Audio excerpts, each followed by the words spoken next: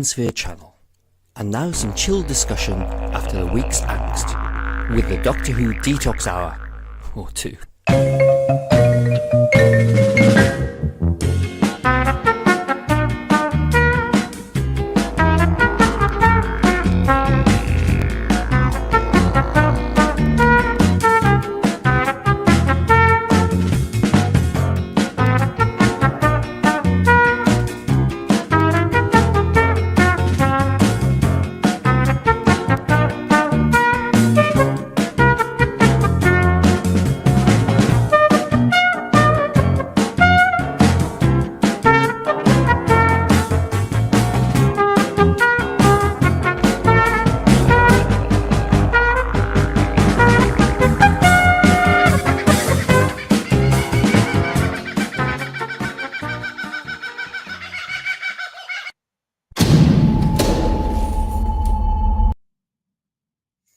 Do you know what? I'm almost getting used to those pesky birds. I tell you what. So, no, you're not imagining things, Sarah Jane. Watch the sense for you with us. Good to see you again. Feels like it's been another busy week. Certainly has for me. A Doctor Who week that starts with me put into Doctor Who detention. So I want to end the week with a Doctor Who detox. How about that? A Whovian comfort blanket of escapism and nostalgia, good chat, banter to act as the best intergalactic therapy there is. Yeah? That's the promise on the tin. The Doctor Who Detox Hour is your prescribed medicine and treatment for those Whovian sores and bruises made by maybe RTD rants, maybe, or rumours of this or that Disney maneuver or Shooty's departure or RTD's sacking. So settle down and join in our collective detox. Okay, well, as I did say, it's been a bit of a busy week. On Wednesday we had the Bigenerates, and that wasn't quiet. That wasn't quiet, but neither has RTD been. So you know, you go loud, you get a loud backlash, I think is the argument there. I was in detention. The greatest mess in the galaxy didn't go down well with some of our followers, and I had to do mea culpa. It was fun. Last Friday we had Battle of the TV Schedules. If you missed it while I was in Belfast, that's a lovely chat about all the Saturday schedules going all the way back to 63, and we looked at our favorite ones, the ones that worked, the ones that killed, etc., etc., etc. And I'm finding new panelists all the time. People are sending me suggestions. Some of them are actually polite. No. And so please, Gmail us if you're interested or you've got some ideas, or it's nice to hear from you. On the other version, of course, is to X us, whatever you call it. Okay, so I think we better start the detox. The comfort blanket better start getting wrapped. So, of course, who shall I get on first? You know, let's have a look. Eeny, meeny, miny, mo. Let's have a look. Well, he's been with us from the beginning, so here he is. It's Dan in Sydney. Hey, gang, how's it going? Well, yes. Oh, folks, you don't see all the tweets between us. Him and Dwayne were slagging us off last week. Where is he? We've been dumped. I was in Belfast having a drink. Well, no one told me. I was sitting here ready to go. I'd have a word with human resources management. I thought you've run off to that other show. It's always talking about T-birds. Well, you see, I know it's a possibility that I could be poached. I don't know. So, yes. I've got to get my systems right. Let me get tweaking on my knobs. Sorry. Here we go. Yeah, here we go. Sorted.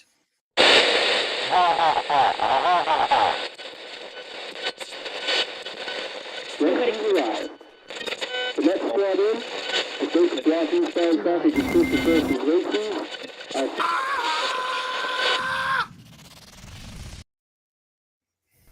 There he is. Oh, that's back, is it? Thank you. I'm so glad you talked to Dan first. I have to quickly get up and throw the cat out. So that could have been a bit of dead air there. Yeah, hello everybody. Nice to be here.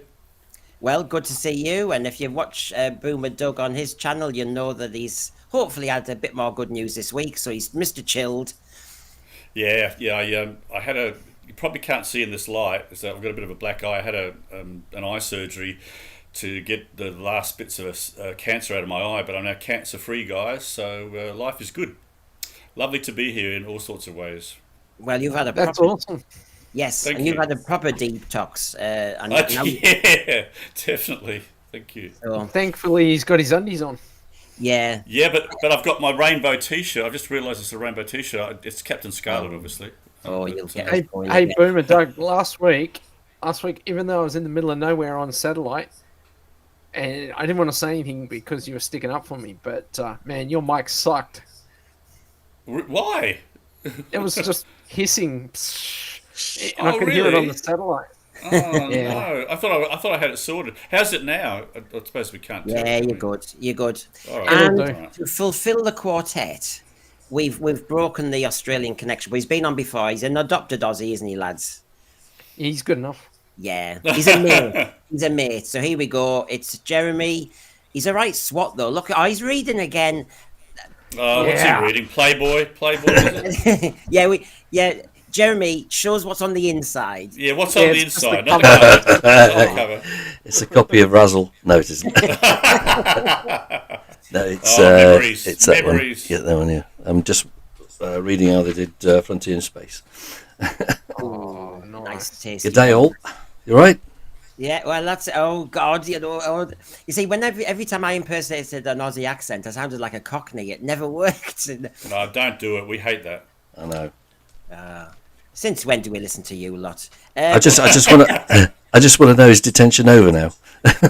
Yeah, he might be back. You never know. Anyway, it'll be back. The celebrations are abounding in the Doctor Who world. I mean, there's a lovely one. Lenny Rush is 16. I mean, gosh, I just saw that and I thought, God, you forget how he was obviously in Doctor Who, as in filming, a year or two back. But there you go, 16 there. And then you've got the lovely John Pertwee with a range of monsters. Some of them, I think they look like a mishmash. I don't think they really are kosher. One looks like the invisible enemy Nucleus, but with a hairy body. I don't know. It looks very mixed up, that crew. Is it from the There's one that Ultimate looks like- Adventure? It could be, couldn't it? It could be, especially if it's outside a theatre. So there you go. That's our starters for 10. But of course, we're going to talk today also about the 20 years of Doctor Who, but most particularly the launch and Chris Eccleston's year, because when everybody's waffling on about 20 years of New Who, well, it's actually 20 years for season 1. And I'm not going to be mentioning season 8 or anything. I mean, I want to talk about the Chris Eccleston Billy Piper connection particularly, because that's quite important on what's happened since. Beautiful. What I also wanted to say is, because we're all Doctor Who fans, on the authentic front, how far would you go in your house? How far would you redecorate to make it Who? How far would you do a lounge like that? How far would you, how far, lads, would you go with your fandom to kind of... Probably I all like depends it. on what the Yeah. missus would let you do. I like it. It's very nice, very good, but it'd be quite difficult if you come round to sell it. Well, no, generally, you've missed the best PR point going. You're selling your house, you say it's bigger on the inside than the outside. That's what you say? Yes. I once knew a lady, and she did a mural on the wall, a great big one, and she was selling the house. And she said, "Do you think I should paint over it?" And I said, "Yes, to sell your bungalow." Yeah, here's some white paint. Yes. Chuck You it could now. just have no doors and windows and say it's dimensionally transcendental. And actually just say, and if you want to extend, here's a sledgehammer. Yeah. I had a plumber around just recently, and he saw my Daleks, and so he was quite interested in that. Is that your sink plunger? Are you happy to see me? Yeah. I did. Yeah. As a connection. I didn't show him a K9 because I thought I'll let him get on with the job of fixing my toilet. That was more important. He said, I was in a freak's house the other day. He's got monsters everywhere. And Yeah. and you Yeah. went in the cellar. Well, he only saw a tiny fraction of it. Well, first dates, you know what it's like. But Why was he naked? Why was he naked when he answered the door? I don't get that. Oh no. It's just, he came to fix the cistern, and that was it. we've heard that one before. He got his ball cock out, you know. So, I mean, isn't that the flaw from the excellent city? So nobody, if they walked in that room, your neighbours would be electrocuted. Yeah, you walk halfway across the room and you blow up. Mind you, that's good. You know when somebody's outstayed their welcome. Mr. Squinty Minter's Skint has just pointed out that you would be able to see the TV with the console in the way. Yeah, fair you'd point. have to get rid of the Fair time rotor. You'd have to never be in transit. But you could, Squinty Mint, you're missing the point. In the 5 Doctors console, you had TV monitors on the console, so you could be watching TV on there. Hello. Yeah, true. You could watch many channels. Did anyone get Froobs then in their time? Yep. I've got a load of them. Oh. I've got all the empty packets. Do you collect all the, as in the Doctor Who proper stuff? Like that? Yeah. Any little bits and bobs, I've collected those. You know those little Christmas foil things, Yeah. round things, and the chocolates. I've got some Easter eggs upstairs as well that I haven't touched for years and years. Oh, God. Wow. Well, Fridays are all about the detox, whether you're having a treat. You can see those poor Axon actors having a break. They're having a detox. Oh, jeez. Look at that. But what's so funny is, I mean, okay, it's an actor wearing a costume, blah, blah, blah. But I love the way it's right next to an old Mini. It's just... I want to know what that other person's doing. he's come round to check the plumbing. I mean... I don't know. So anyway, there's the dear beloved Axons having their detox. We all need it, don't we? Now I'm asking about part of being a fan. Did you see this doing the rounds? Because sometimes you buy all the tripe, don't you? Anything to do with Doctor Who you buy, and these are songs loosely linked to Doctor Who. You might recognise some of them. And they were doing a poll. Now, Doctor in the TARDIS from 1988 obviously is done quite popular because I did get that single, I must admit. I got a 12-inch as well. He got it. Hey, you're on it today, Jeremy. You'll see Who is the Doctor by John Pertwee, Roberta Turvey's, I remember that, Who's Who, Fraser Hines, Who's Doctor Who. Did anyone partake? No. Which ones? All of them. Which ones have you got, Jeremy? I've got most of them, if not all of them, on CD. I think I've got Doctor Who's Gonna Fix It on a record, 45. Gosh. Doctor in the TARDIS on 12-inch and 7-inch. Doctor in the TARDIS, I've got that one, 7-inch, 12-inch. God. Yeah. He does size differences now. Yeah. So what's your preference? What's your preference, Brendan? 7-inch or 12-inch? What do you prefer? Well, here we go. 12 inches is too much for anybody, really.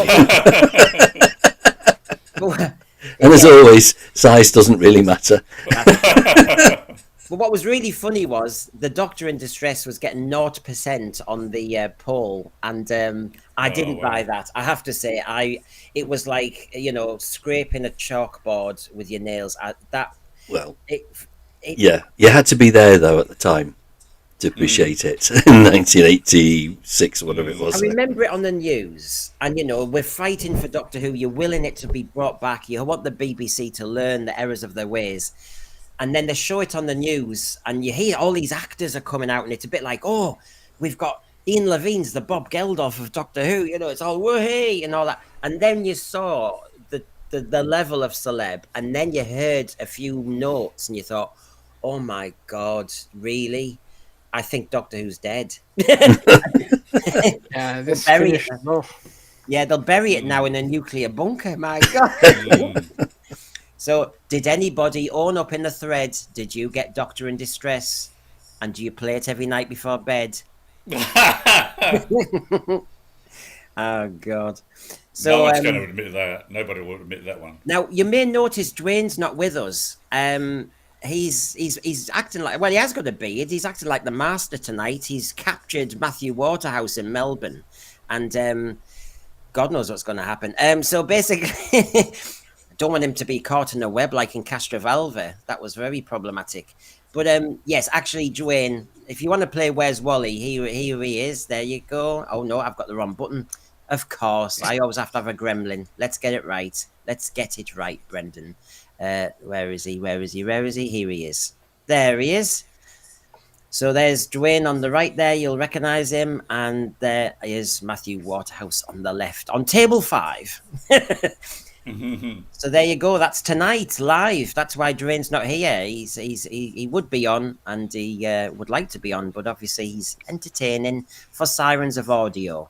I don't know if there's still tickets available, but Matthew Waterhouse with Sirens of Audio are doing 1 or 2 gigs, aren't they? Dan, you know a bit, don't you? Are you going to any of them? Oh, I really want to, but yeah, still got to make a call. Yeah. But I recommend it to anyone. It's really great. I went to the Sylvester McCoy dinner and like what they're doing there, and yeah, opportunity of a lifetime, especially down here, down under, because these guys don't come out here every day. And I saw just before we came on that Dwayne has actually tweeted saying you're going to love Matthew Waterhouse's stories. You're going to love them. So he's either doing good PR or it you know, he's good crack. Yeah. So there you go, folks. The Aussie Whovians especially. But seriously though, Brendan, who would blow off this panel to go hang out with Adric? Nobody. Well, Dwayne. well, he blows off image of the Fendal as well. You know, he's got many issues. He's always slagging it off. What did he say? The best bit of image of the Fendal was episode 4 credits. That's what he said. Ooh. That's right. Yeah. Ooh. Yeah. So, you know. Yeah. He's Yeah, got I know. soft judgment there. Yeah. So we're about to embark, as we do on our detox, because you can't have a detox in name without some good, decent deed. And the first deed is your ups and downs of the time rota week. So here we go.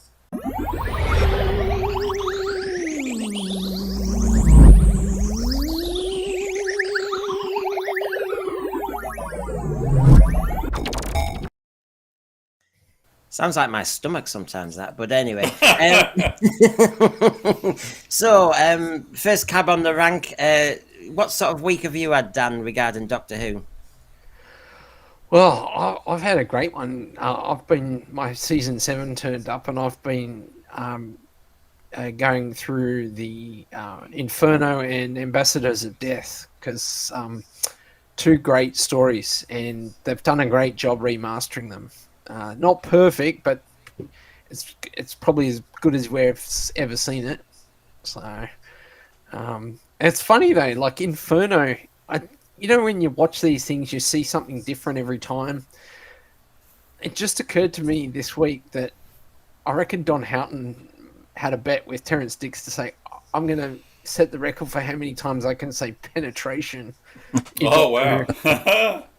Yeah. It's just non-stop. By the end of the 7 episodes, I'm like, if you did set that up as a drinking game, you'd be completely. He might have been, smashed. yeah. He might have been a sponsored script writing for his kid. You never know. But yeah, okay. So season 7, I still haven't opened the pack. Doing all these streams is actually, it might be great, but the thing is, it just means you don't get the time to do those, and so I need to find a slot for that. Doug, your ups and downs of Doctor Who week?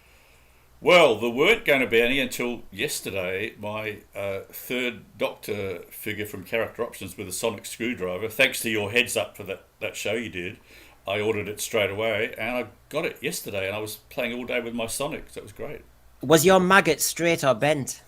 Slightly bent. It was slightly bent, but I had nothing to do with it. It just came that way. Is it true the rumours are that you get a random sort of maggot for each one? Apparently, mine was Yes. bent. Yeah. Mine was straight. Mine was. I was looking forward to the upright one. I didn't get one. We can do a deal. I don't mean to out you, but like, how much was that in Australia by the time you got it here? Oh Jesus! I think it was over Gazillion. $100. It was over $100. I think it was like 150 Yeah, or wow. something. Wow. But Jeez. I'm a I'm a boomer. I'm retired, and I'm a big kid, so I justified it. No, but take it. Promise me you'll take it out of the packet and play with. Oh yeah, I didn't order two. I'm not stupid. Oh my god! He's got two upright ones as well. Yeah, yeah. That's a disappointment, isn't it? You think, I wonder if it'll be a straight one in the second packet. If they're both upright ones, it's like having two kissing gourami. I can have them put next to each other and kiss them. That's how, you know. I could do a sex scene with a giant maggot from Green Death. Sorry. Well, Right. I'm sort of lucky. I've got the original set, so that came with I think 4 maggots or something. So I've got all sorts of shapes. So I'm set. Well, there you go. I mean, of course, easy pleasures for a Doctor Who fan. David Harding in Toronto. I can't wait until June to get season 8. That's when it comes out in North America. It's like a time lag, isn't it? Season 8. I was talking to a new panelist, and I think he might be in the margin. I haven't said that for a while. Who loves season 8 Pertwee and all the rest of it. Garrett Williams. There's a case to be made for Doctor in Distress to be remade, perhaps, by a different crew with a different song and different music. How about that?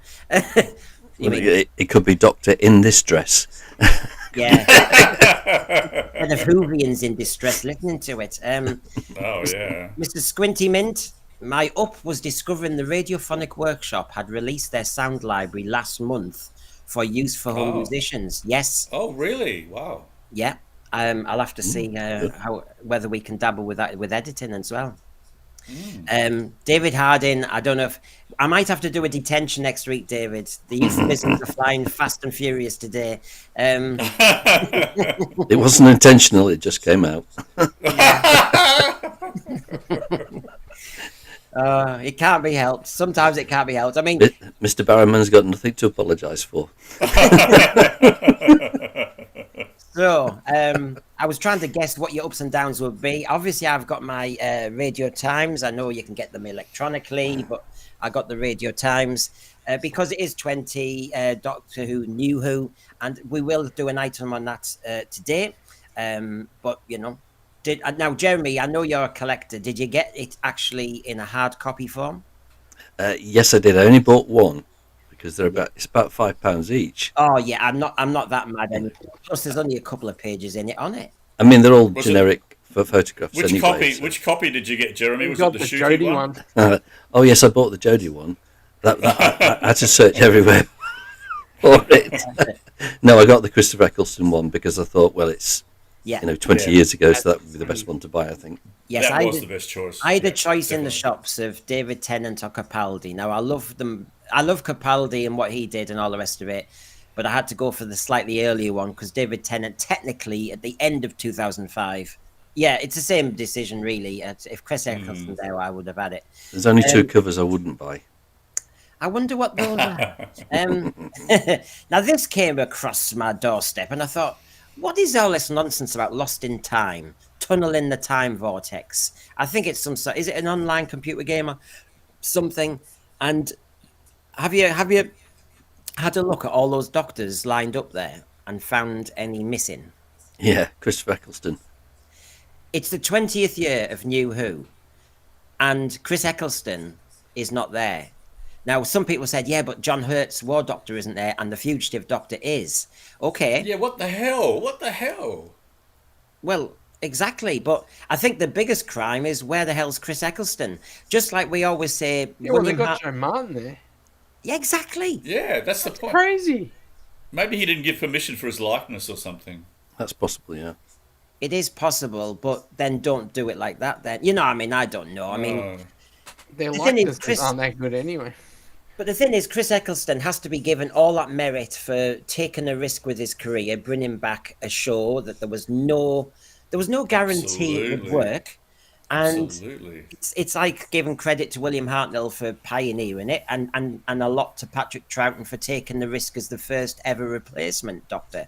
So absolutely, you know, I'm always eternally disappointed at this. If there is a bust up with Chris Eccleston, then everybody needs to sort it out.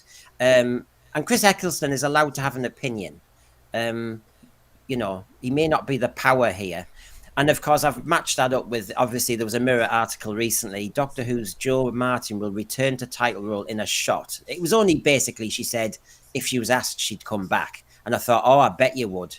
Of course she would. Well, she's doing the audio, isn't she, in Big Finish? Yeah, Yes, yes, exactly. Actor wants work. What a surprise. yeah. She says, I would be surprised if I never go back to the TV show. I would be happy to go because you're never far from that phone call, blah, blah, blah. Right, okay, she wants work. But I think the better news, lads, now, and Dan's got, skin in the game here because he talked to the people recently who did the War Games colorization. We've talked about it in streams. I'm not going to go over old coals, but the Blu-ray's coming out in April. So if I just show you some of the cover work and everything, and you can see what you think. I mean, do you know what?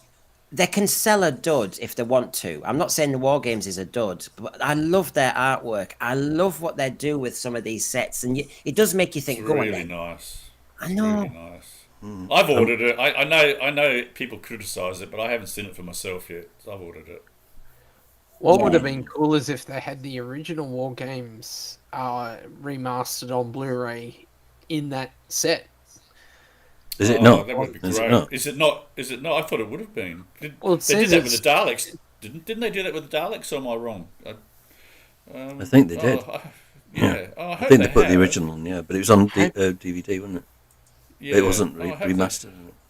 I hope What they what have. what slightly irritates is where they're too just naked with their merchandising and stuff, or the opportunity, because it's on iPlayer. It's obviously transmitted first and foremost around Christmas.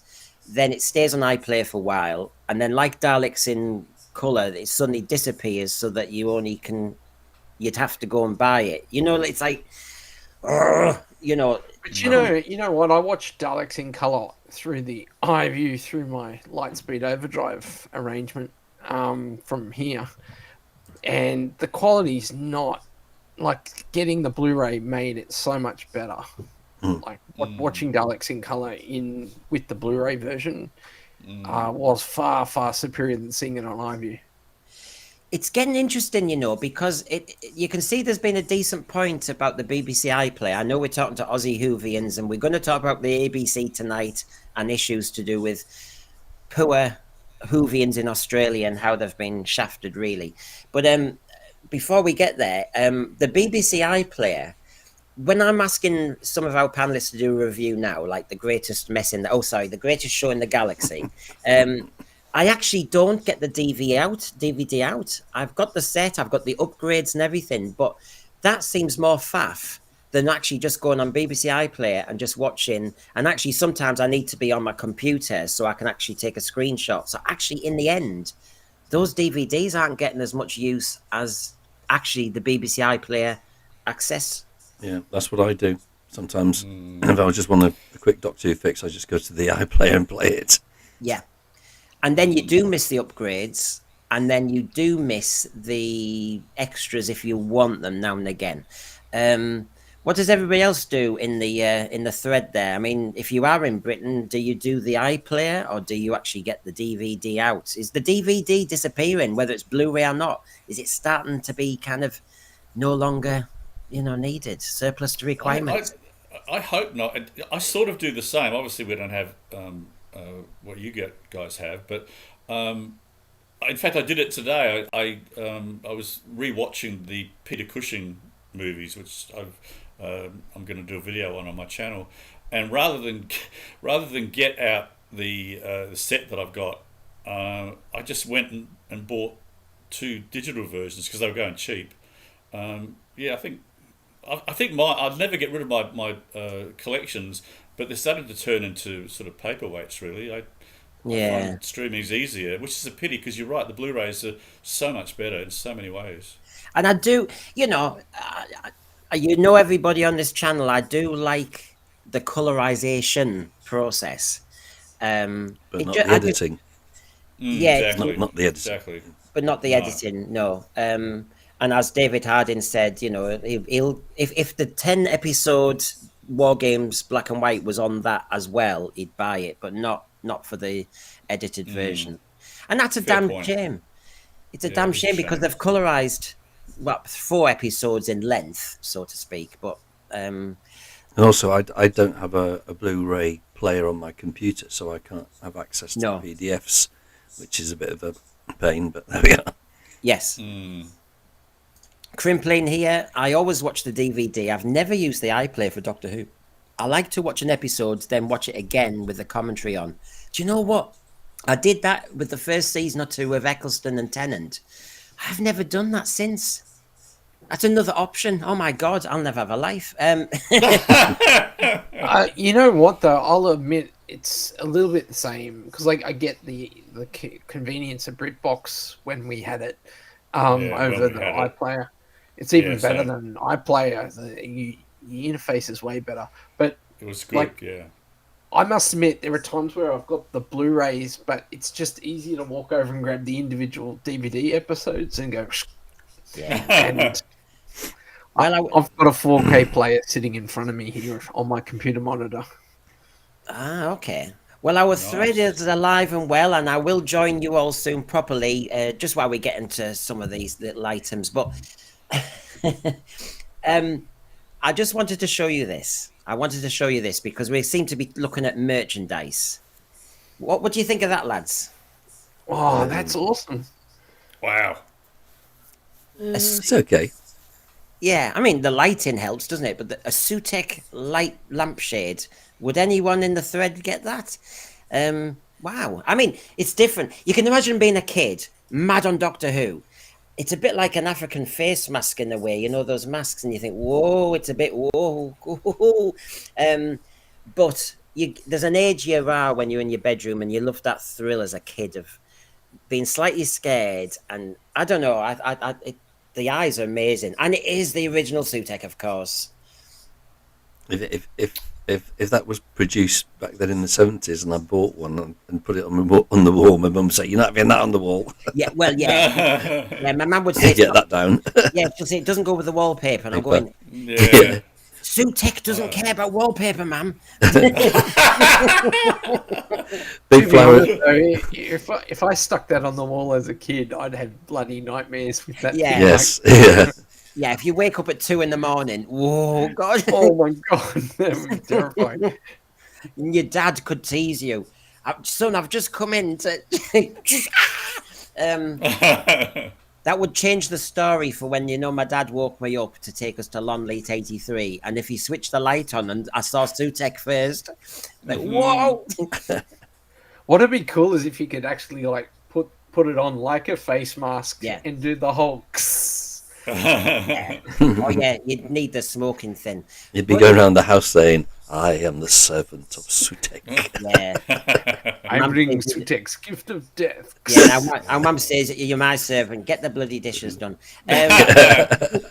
So there's you know me with my reviews. I mean, you know, the Sutek farce is just lovely to watch, isn't it? You know, when you see him in awkward positions on the TARDIS, according to the great law of RTD. No, I don't buy into that. No, Same. he makes flip comments, doesn't he? Just flip comments, ill thought out. I don't know if you guys saw recently someone leaked the sort of a bit of a banter between Stephen Moffat and RTD for the Joy to the World. Yeah. And like the two of them were just geeking out like we would here. And I'm sitting there going, how did you write bloody Empire of Death? Like honestly, it was like it just made no sense. It's like the guy actually demonstrated, you know, a real fandom there, and then it's like, but his story just didn't reflect it. It makes no sense. No, as usual. It's almost Crimpling, like he didn't write it. crimpling Yeah. here. Ooh. Crimpling here is Controversial. talking about the Sutek light. Where I hand, I accumulate only dust. Dust. Very good. Very, very, very good. Well, of course, our next item, just to warm the lads up, is going to be Vox Pops in the Vortex. But just first, I wanted to show you this. There was a fire alarm went off in the studios in 1988 when Sylvester McCoy's team are filming, but Allo Allo were filming. And so you've got this Hello Doctor Who mashup. And so you Oh, can I love see it. there the Italian leader, remember him? General. Yeah, General. Yeah. And Sylvester McCoy with his glasses on, of course. Oh, I And love it. it takes you back to, there's been a few mashups of Hello and Doctor Who over the years. And if you all look at this bit of script with Raven and the Doctor in Genesis of the Daleks, you'll know I'm talking about Guy Sinner or Siner. I never know how to say his name really. But I mean, Genesis, comfort blanket #1 for me. Take a good look. In a few weeks, we're going to change the shape of that map forever. We'll wipe the tiles and the way the Doctor's just so, whatever. For example, I was just wondering how you proposed to wipe the tiles from the face of Skaro with boy soldiers, no ammunition, and very young generals, and of course with that great that voice of Tom Baker. And then, of course, Raven loses it, doesn't he? When victory is ours, blah, blah, blah. We all know it. Me and Jeremy especially haven't played that album to death. But yeah, a lovely Hello Doctor Who mashup. Love it. I can't fault that script at all. I can't fault it. No. That's Same. very good. Classic, Yeah. isn't it? Yeah, Definitely. really, really enjoyable fun. So, Vox pops in the vortex, lads. This is when we have to get our debating skills honed. Divine and Dragon's been watching us, debating coach himself, and he will be marking us. So, here we go. Vox pops in the vortex. Here we go.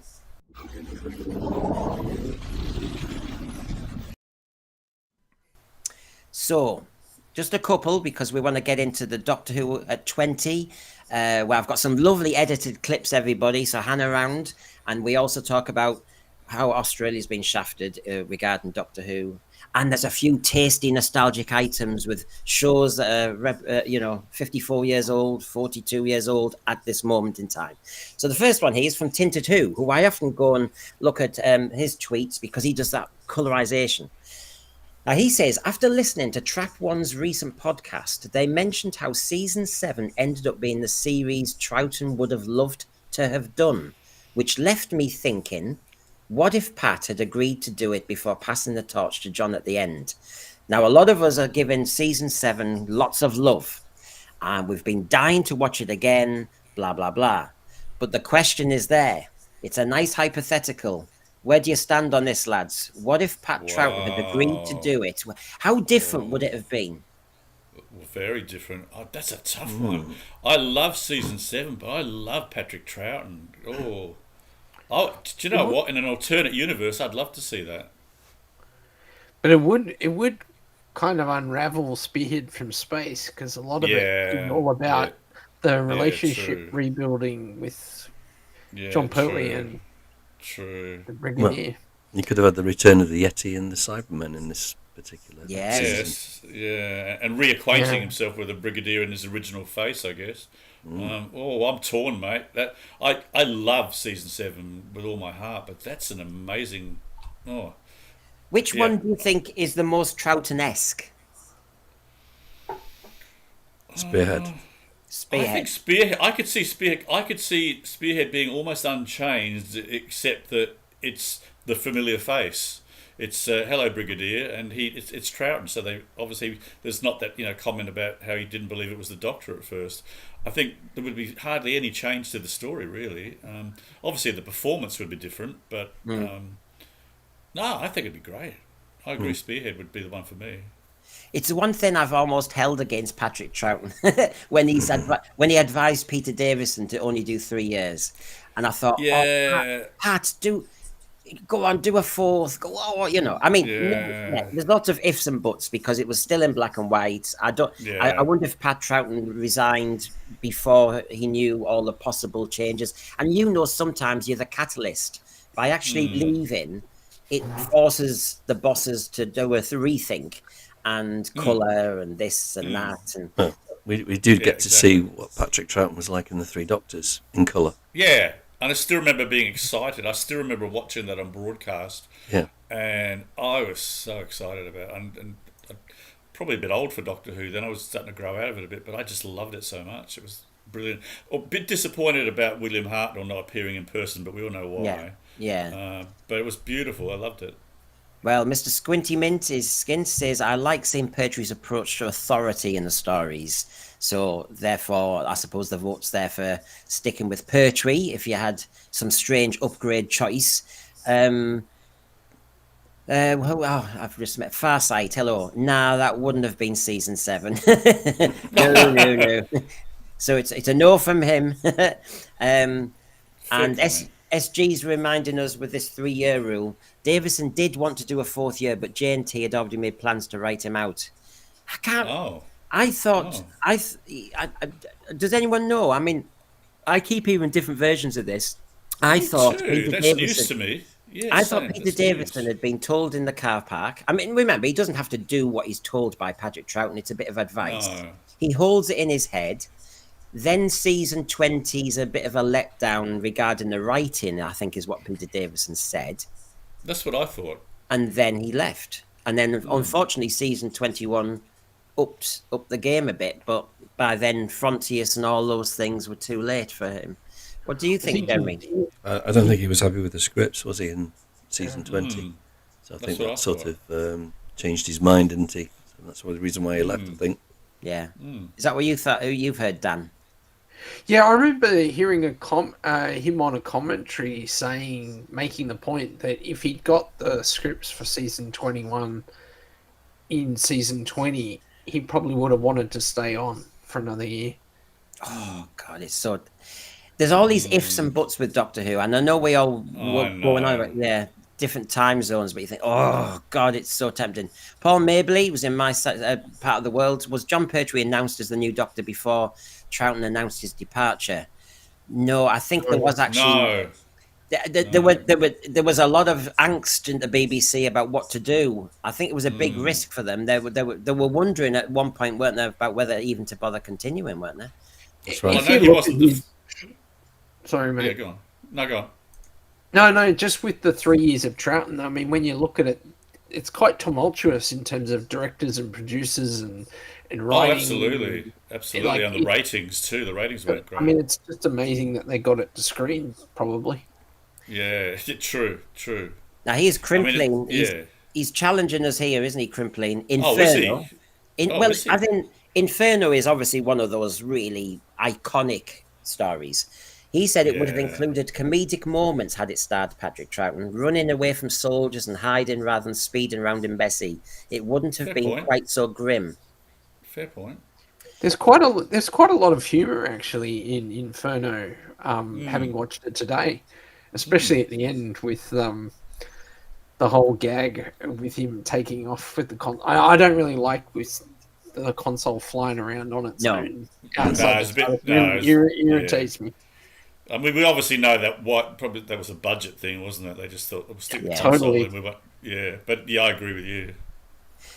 Divan and Dragon, he's either in transit to work or just before. Productionally, the introduction of colour for Pertwee, start of the 70s, new Doctor, really created the feel of a new show. If Troughton had stayed, that clear line wouldn't have been there. That is when I think it's almost chicken and egg and catalyst and all that. Yeah, it's a fair point. Well, it's like saying as if Hartnell stayed on for another year or two, Yeah. I mean, that sort of analogy, really, isn't it? Yeah. But I thought it was a nice one from Tinter too, because the other thing is, if we were all in the same room, i.e. a pub, this is the type of thing Doctor Who fans talk about, isn't it? This is the classic. It's like, what if?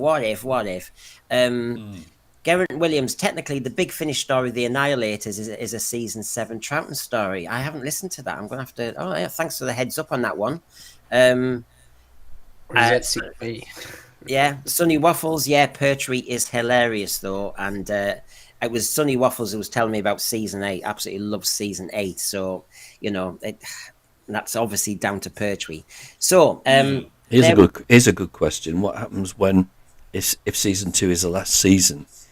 What comic strip is the Doctor Who magazine going to use? Which Doctor? Are they going to carry on with the Cootie? They'll have the ready. Sorry, we didn't catch that. Your microphone went funny.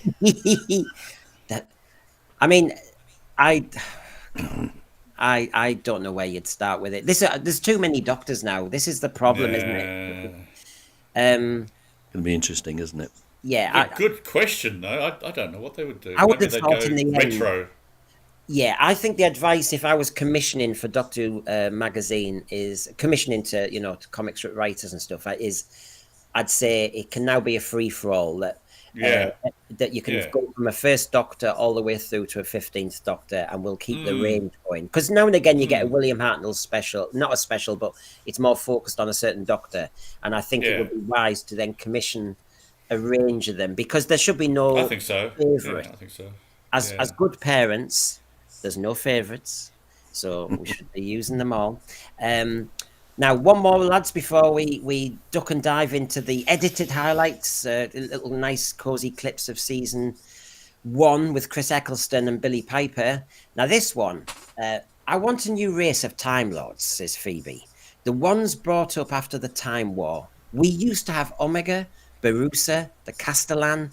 Come on, class of 2025 Time Lords. The Adventures of Solpardo and Tectun. And others I can't even pronounce. Also, I love this modern kinder gothic aesthetic of the Division. Right. Now, I don't think we're going to do an agreement job on this one. Dan, where do you stand on... We need to see a new version of the Time Lords, and there's a lot more potential there. Look, I actually... I remember the Fugitive Doctor and all that mystery in that season right up till the Timeless Child revealed itself to be a complete shit show. I was actually really interested in what was going on. And I was interested in the Division. I'd still be interested in the Division if it was well realised. But yeah, after, it's kind of like a lot of these things at the moment. I feel like it's all tease and, the ultimate, whatever they reveal is ultimately not satisfying, which is what I think the producers of Doctor Who have known for the last, 50 years, is that you don't go near this you got to stay away from this stuff. Otherwise it just sort of ruins the show. Yeah. Now, before I come to you, Doug, Side Quest Nerd, nice to see you. New to us, I haven't seen. Please, have you subscribed? Hey, I'll just dropped in. Having Shooty as the Doctor throughout a new Wilderness years would be sod's law. I mean, I know it's Yeah. Yeah. It would be killer, wouldn't it? But Doug, what are your thoughts on the Time Lords and their potential? And honestly, I'm over the Time Lords. I suppose it's not necessarily the answer to the question, but if for some reason there is a Series 3, and I kind of hope there isn't, I would love it to have no reference at all to Time Lords, Gallifrey, nothing. Just make Doctor Who the mystery figure we know nothing about. So I would leave the Time Lords alone for the time being, no pun intended. Okay. I know. When you get bored with things, and my truth is this: I want to watch Doctor Who, and I want it to do well. But if you said the Time Lords were coming back, that wouldn't even get my heartbeat skipping. It's just same. If you said the Master was coming back, not interested. No. There's a flatlining. They've destroyed. This is what New Who has done overall. There's a few things they have butchered and misused, and I actually think it needs a long rest. I'm not saying don't ever bring the Master back, but it needs a long gap.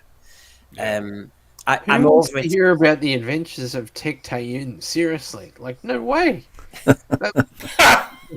The super duper inventor and torturer of the Doctor. Yeah, let's watch more of that. Come on. that would be. I know. Not great. It wouldn't do much for me. So I said we were going to look at season 1, particularly Chris Eccleston and the launch, and whether there were any seeds there with the first RTD era to now, or whether it was just such a different beast and it was such fun. So please, everybody, give their thoughts on that. But I've just thought to actually get our kind of juices going, I did an edited package, and so please enjoy, everybody. It is happy birthday to New Who, although I do find this a little bit problematic because let's face it, Doctor Who was 62 years old. It's not 20. And for some reason, they seem to have done this categorization. But anyway, enjoy. Here we go. Do you want to come with me? You're going to see all sorts of things. A trip of a lifetime. Doctor Who, Saturdays at 7.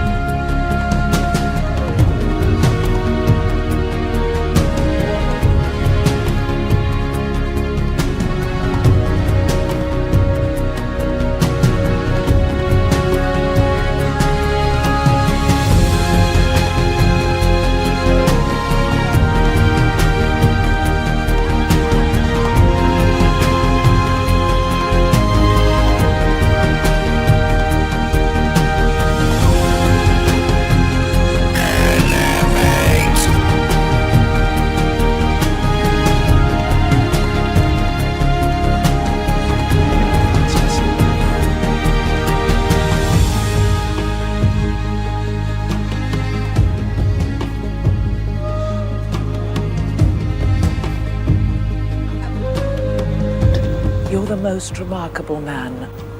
Don't you think she looks tired?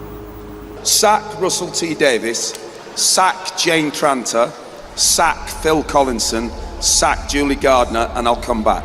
Just don't like being associated with those people and the politics that went on in the first series. The first series was a mess, and it wasn't to do with me or Billy. It was to do with the people who were supposed to make it. Wow, what a great effort! That was beautiful, mate. A good way to end it. But that was a lovely. You've got a lovely package, Brendan. That was great. Well, come on, we all love it. We're all Doctor Who fans, aren't we? So it's like, it was. Yeah, I mean, I know there's lots of stuff you could have used, but it was good stuff. Actually, I mean, and the music does it as well. But I actually look back warmly. Actually, it made me want to watch it again. It actually made me want to watch it again. I'm going to do that now. Well done. What were your thoughts on when you do think though of season 1 in reflection? We can sometimes be very critical, very harsh of RTD and the writing and everything. I was looking at the actual figures, and it started. I mean, everyone goes on. Oh, it got 10.81 with Rose. A bit like how many? God, it was about 12 or 13 million for Jodie Whittaker's first one, but then it settled to around 7 or 8 million. And actually, Bad Wolf and Parting of the Ways with the Daleks and all the rest of it and all the pizzazz were getting 6 million, 6.8. I remember that. There were a lot of naysayers saying that the figures were dropping and stuff. I remember all that publicity. Yeah. I was really excited about it. I wasn't over Doctor Who. I was kind of reinvigorated by Doctor Who because, as I've told you before, Australia went through a period where the ABC screened every episode from Unearthly Child to Survivor, and I got reinterested in it. I was a bit dubious about, if I'm honest, I've said this before, having a northern skinhead in a leather jacket be Doctor Who, but Christopher Eccleston was so bloody good. And there were some duff episodes, but Series 1... that was stellar. I think they're very important too. I think what I really liked, and obviously Tennant reinforced it, was Doctor Who became a mainstream hit again, and it became cool to be a Doctor Who fan. That was something I thought I'd never see in my lifetime. It was definitely cooler. Like I said, I could hear female staff in school who said they don't normally watch Doctor Who, said they found him attractive. There was all that stuff. I didn't like his gurning. He couldn't do the light stuff, unfortunately. Bless him, and he acknowledged that he struggled with it. But those dramatic moments, those speeches that he made about the world turning and everything, my God, he was good. You see, the elephant in the room while we discuss season 1 and the 20 years of that is what he said at the end. And Farsight has actually asked me if I can play it again, the end bit. Let's see if I can. Yeah, let's have a look. Because obviously that's the elephant in the room. Because we were just saying if Patrick Troughton stayed for season 7, blah blah blah. What if Chris Eccleston had actually stayed? Not be, because he clearly has problems with this. Let's see if I can deal with it. Do you want to come with me? You're the most remarkable man. Don't you think she looks tired? Sack Russell T Davis, sack Jane Tranter, sack Phil Collinson, sack Julie Gardner, and I'll come back. Just don't like being associated with those people and the politics that went on in the first series. The first series was a mess, and it wasn't to do with me or Billy. It was to do with the people who were supposed to make it. See, you hear snippets that obviously they were doing the World War III and Alien London as a block first, and I have heard that was very last minute with scripts. They were trying to work out how to make Doctor Who again after all these years, and I think that would have been a lot of stress. He goes on with that clip to talk about the BBC executives who now claim to have been there at the start of Doctor Who, but were nowhere near production. And Yes, I was going to bring that up. Yes, that was interesting, wasn't it? because that's what he says, particularly about the politics. But okay, so that sounds like it's other BBC executives. But then, of course, he does say, and I've played it twice now, sack the Bad Wolf team. So what happened then? I mean, Julie Gardner's not RTD. She's not Jane Tranter. She's not Phil Collinson. You think, why all of them? What's going on then? Has anyone got any bits and bobs? Why is he so angry with what actually happened behind the scenes? Because actually what was on screen, I as a fan was quite pleased with at the time. I think I heard somewhere, and I might be wrong, that he apparently he's quite a nice guy, and I think he was unhappy with the way a lot of the production staff were being treated.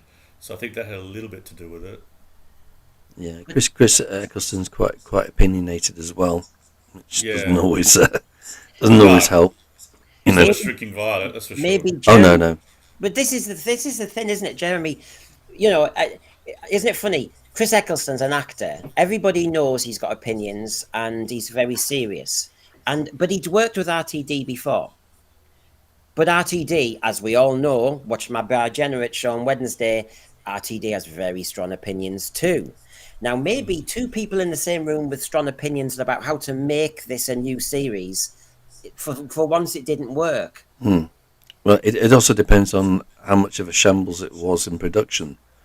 And I suppose if you're a professional actor and it's a shambles, you're thinking, I'm not going to carry on working on this. I'm not going to do a second year of this. So maybe that's what his thoughts were. But I mean, at the time when you watched that first season, gosh, wasn't it exciting? I mean, it was brilliant.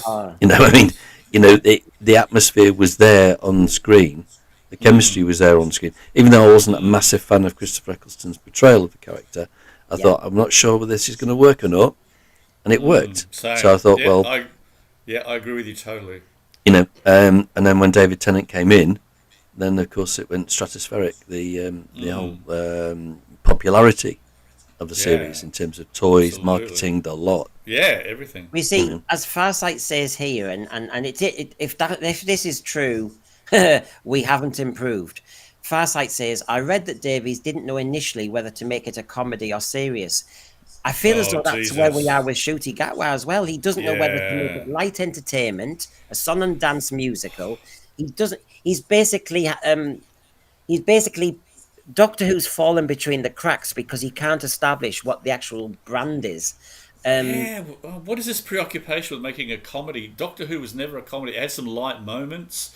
It had some humour from the actors, but it was never a comedy. We see what? Of course it was. No, it wasn't. Come on. No, it wasn't. Totally. No, for me, Eccleston's era was the closest thing to Hartnell that I'd seen. In a long time. Yeah. I remember getting all the way. I don't think it was till Boomtown that I actually had decided how I felt about him, because I was I didn't know. I felt like I was unsure of him the whole way through. I love Boomtown. It was a filler episode, but I think it's a really good one. do you know, there's little moments. I'm going to ask you about the moments that made you realize, oh, actually, the Doctor Who's back, but it's really back, and it's got a bit more about it, maybe production wise or something. Boomtown was one of them, and for me, although it was supposed to be the low budget episode, this is when adversity works, and this is where RTD. Yes. This is where RTD with Yes. the Disney budget. It's so unnecessary.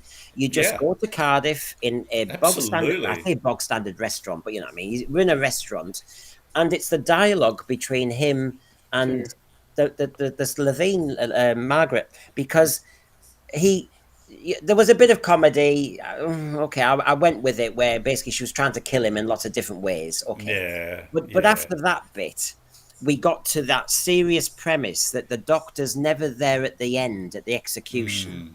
He's good at that lovely scene in the restaurant was great. But this is when I call that good writing, because the writer had been truly thinking about all the repercussions of all the Doctor Who adventures we watch. Bit like Stephen Moffat's regeneration dialogue for Matt Smith about we're all different people, but if you remember who you were and all that stuff, that's insightful, that's clever.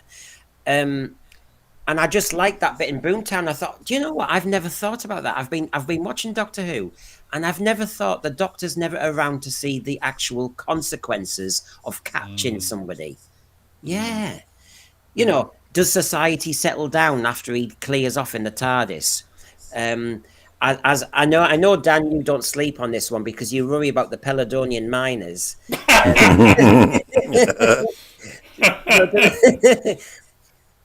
Are the union rights sorted out once John Pertwee leaves? It's a big one. But anyway, so that's one of my favourites. Thanks, David, for that. Lads on the panel and Thread, help us here. When you look back, is there a warm tinge now? Is it just nostalgia, or are you going, no, it was better? RTD's beginning then was better than his launch now. It was genuine, and when David Tennant took over the role, I thought, yes, we've arrived. That's confirmed it, and the success of that was pretty obvious. That the show was very successful in itself, because people were buying the merchandise and people were talking about the show, and there was a real buzz about it. Yeah, a real buzz. Even here in Australia, there was. Yeah. Even when Matt Smith took over, it was still very palpable. Yeah. The snag was that I mean, I'll try and see if I can play the clips with mute while we're just talking, but.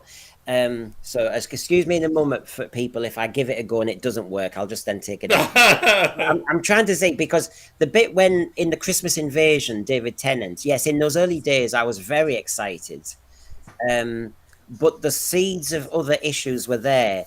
Suddenly the Doctor lost his arm and you thought, God, this is so kind of whoa. Of course, that becomes the season 4 hand jar job, and then that becomes the meta crisis, and it's a bit like you leave clues everywhere in a computer game and you have to kind of collect the amulet, and then it just starts to get a little bit like that. On first watch, you think, wow, this is good. And it was so dramatic, wasn't it? When he came out of the TARDIS right near the end, it was a brave decision not to show him doing much. And then all of a sudden, I'm here. And you thought, whoa, this is good. But so this is my problem, Jeremy, that I know you mentioned David Tennant, but when I look back, I'm thinking, there were seeds of problems. Yeah, but the writing I thought was very good.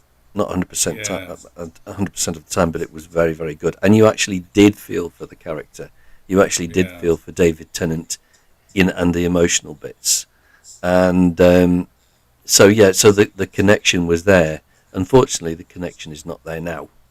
So it's just a complete separation between 2005 and 2025. And that's the difference. And if you watch one of the old episodes compared to one of the new episodes, you'll notice the difference straight away. The one thing you mentioned that Dan, the TARDIS travels recently, the chat between Stephen Moffat and RTD, and it was interesting because RTD in the Radio Times says they knew what they were doing, all the rest of it. I think there's a bit of revisionism because Chris Eccleston clearly doesn't think that. Billy Piper's diplomatic. She's rubbing her leg. I can see she's going, ooh. And Yeah, she looks uncomfortable. but Stephen Moffat in that chat, that blokey chat, said, "You weren't confident, were you, RTD?" And I thought, oh, so as Stephen Moffat said, he was the one saying it's all right. And I would expect RTD to be nervous at the launch because you don't know if it's going to work. Yeah, I remember. I'm pretty sure it was just after Rose's airing. Suddenly, there was confidence, and they went, "We're going to have season 2 and 3." I remember it was like almost immediately after quick. Yeah, it was quick. After the Eccleston leak. We knew that was unfortunate, wasn't it? That was so unfortunate. Yeah, but the what was it? Doesn't matter. I was quite surprised why they didn't tie Christopher Eccleston into a 2 or 3 year contract. I could never understand that. I think it's because they didn't have confidence in it. I think it surprised everybody. It surprised me. I'll be honest. I was excited to see it come back, but I didn't. When you talk about moments, Brendan, I enjoyed them all. But when Dalek was there, I thought, bloody hell, they got something here. Well, that's what. And then when they did. And then when they did Empty Child and the Doctor Dances, I thought, bloody hell, you've got something here, guys. Yeah, you're spot on. Farsight says, I didn't like any of the episodes up till Dalek. I was liking... Look, it felt... The other moment, for example, in Rose overall didn't get me. I was willing it on. But the bit that got me a bit more was when he's walking in that housing estate and he says how he feels the planet move. Yes! I was going to mention that is such a standout, but I'm the same as you. Up to that point, I was a bit, oh, yeah, okay. Yeah, and I did like the moment in End of the World when he seems to, because he is a Time Lord, and he seems to see those fans move slower. Yeah, that was good. And I thought, oh, that's an interesting way of looking at the Time Lord, because in Terror of the Zygons, doesn't Tom Baker do a similar trick with Sarah Jane to help her with her breathing when there's no oxygen in that tank? And and I thought, oh, this is interesting if we're going to go that way. And of course, this is in the day when the Time War was just 3 words.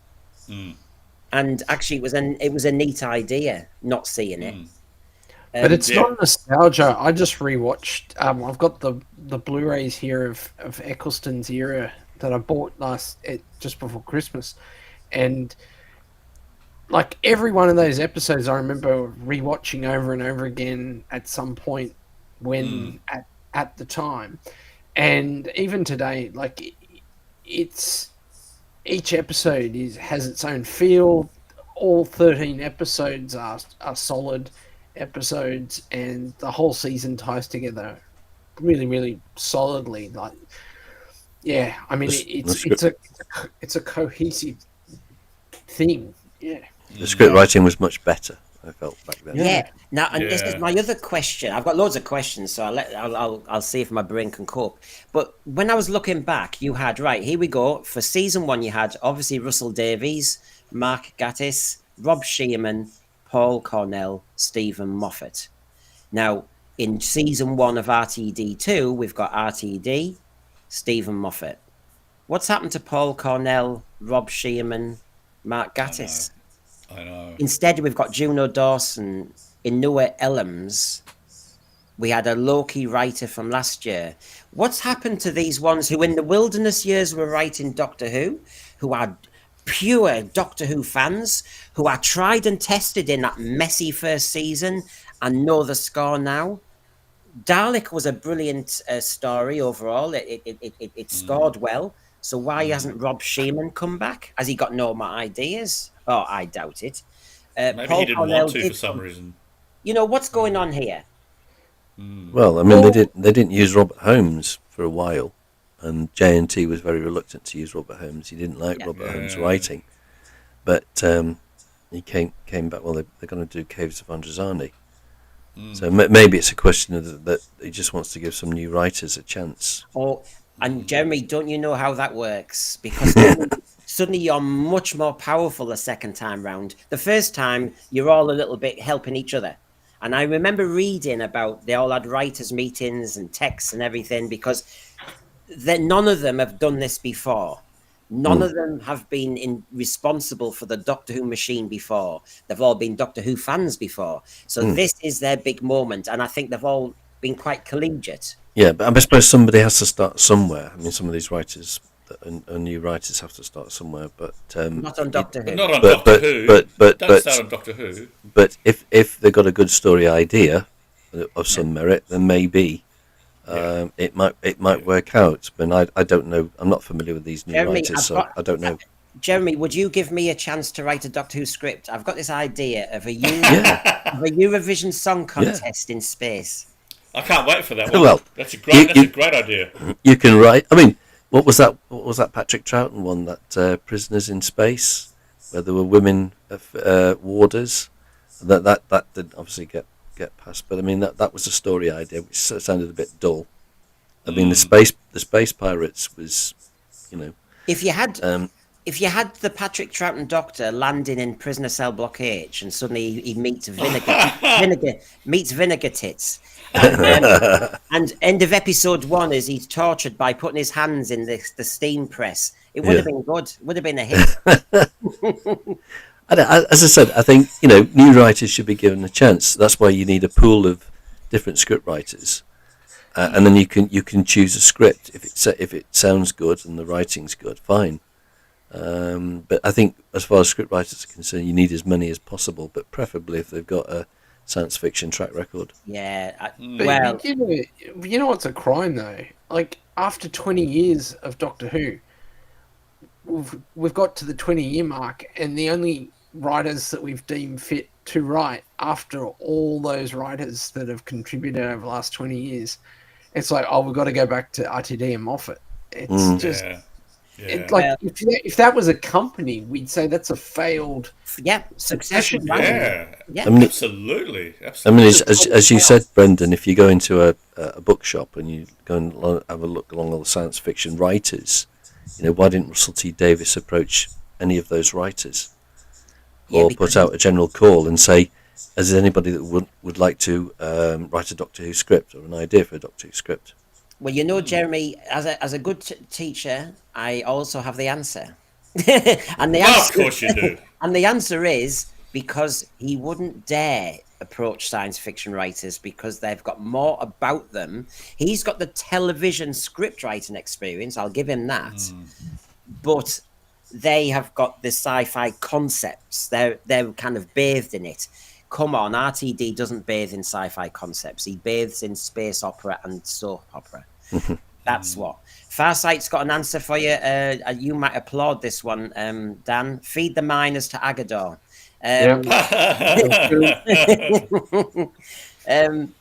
So yeah, that's all very possible. But John Yulden's joined us. He's at work. Afternoon, everyone. Just finished my client meeting and driving back to the office, so he's listening to us. People are mowing the lawns, doing the gym. I know sometimes you wonder where everybody is. I'm going to try again as we're talking, just because the clips do show you various bits, because you see the John Barrowman bit where this is the start when he had to be naked in a scene, and we all know the repercussions of that years later. So well, I suppose he didn't have to be naked. He could have said, "No, I don't want to be naked." Or if he was in a closed set, he could have said, "No, I want to keep my underpants on." What he said was, fair point. What John Barrowman wanted to be naked. What he said this week or last week, John Barrowman, is in a Scottish interview. I saw that. Yes, he's talking Scottish. He was. Yeah, he's talking Scottish. He does that, doesn't he? He talks Scottish in Scotland and America, everyone else. Yeah. Well, he did say, didn't he? He said when it was a closed set, people went down to see him in a nudie. So basically, there was a lot of frivolity and cheek from lots of people, but he's the one who's taken the hit now. Now, I'll try this. Everybody be very, I remember many years ago seeing Sylvester McCoy on stage naked.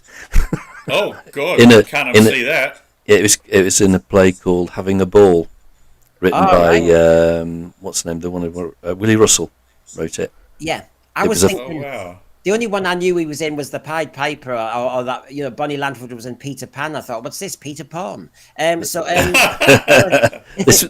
was in Manchester, and there were a lot of women there giggling.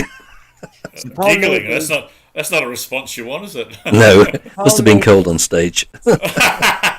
I'm just bringing the thread in. Paul Mabley, Rose was a really weak opener. I remember not being very impressed as it was all a bit flat. And that running over Westminster Bridge, holding hands, oh dear. There are a few little kind of moments when Kind you... of like that, though. I did kind of like that, but it was weak. He's right. It goes Yeah. all the... Yeah. Garrett Williams, The Uncanny Dead, was where it became Doctor Who for me again. The Unquiet Dead. The Unquiet Dead, yeah. That was The good. CGI Dalek disappointed me, as Remembrance of the Daleks did it all, practically speaking, better. I thought that was all right. That Elevate. Wow, that was... That was good. Elevate. That is Good. and there had to sometimes in Doctor Who you have to kind of repeat the moment, for every time you see the Marshmen coming out of the water, you've had the Sea Devils. But that moment when the failed companion lad, when he's on the stairs and he goes, you can't come up a flight of stairs, and he does it in a Mancunian accent, flight of stairs, and then suddenly elevate, I'm gonna get you. That was what was the good best stuff. about that is that they had they only had it elevated a little bit, whereas at the end of the season they had them like just free form flying everywhere, which I don't like. That But was we good knew too. the Daleks could elevate anyway because we saw it in Remembrance of the Daleks. So Remember. Yeah. Trouble is, Jeremy, we knew that. Nobody was watching. So when this No. happened, when A lot of Dalek people happened, didn't know. you know that the Yeah. press went, suddenly the Daleks can go upstairs, and you're going, oh, hold on a minute. This has been We going on. knew for that. yes, Yeah. So Crimpling Doubloon, The Unquiet Dead, Dalek, Father's Day. Yeah, we haven't mentioned some of these. The Empty Child, The Doctor Dancers were the standouts of Series 1. Hold on. Are you making a point here, Crimpling? Unquiet Dead, not by RTD. Dalek, not.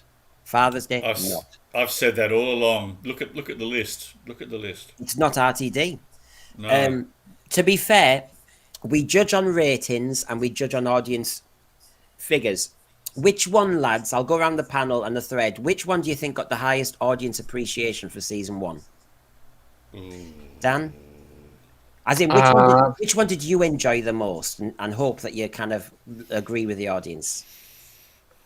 Oh, I think I think for me, Dalek really hit home that we were back. I guess Dalek. Okay, you're saying Dalek. Doug, your favourite one? Well, Dalek, yes, because let's be honest, up to a certain point, the Daleks were a bit of a joke, and they showed the Daleks were a force to be contended with.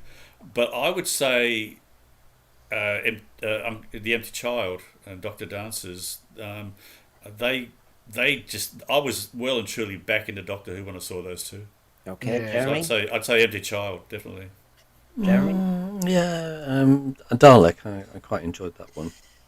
And I would have probably thought Dalek, and I also was aware, my mum, as you know, who notoriously hates Doctor Who, and it was actually when she was visiting me in Birmingham with our dad, and she said she watched The Empty Child and, the Stephen Moffat one, the World War II one.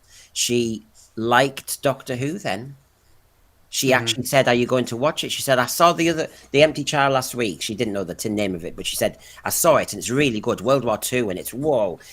And she liked it. And I thought, so in a way, judging on that, I'd have had, Dalek for me, because they were so clinical and ruthless and you only needed one.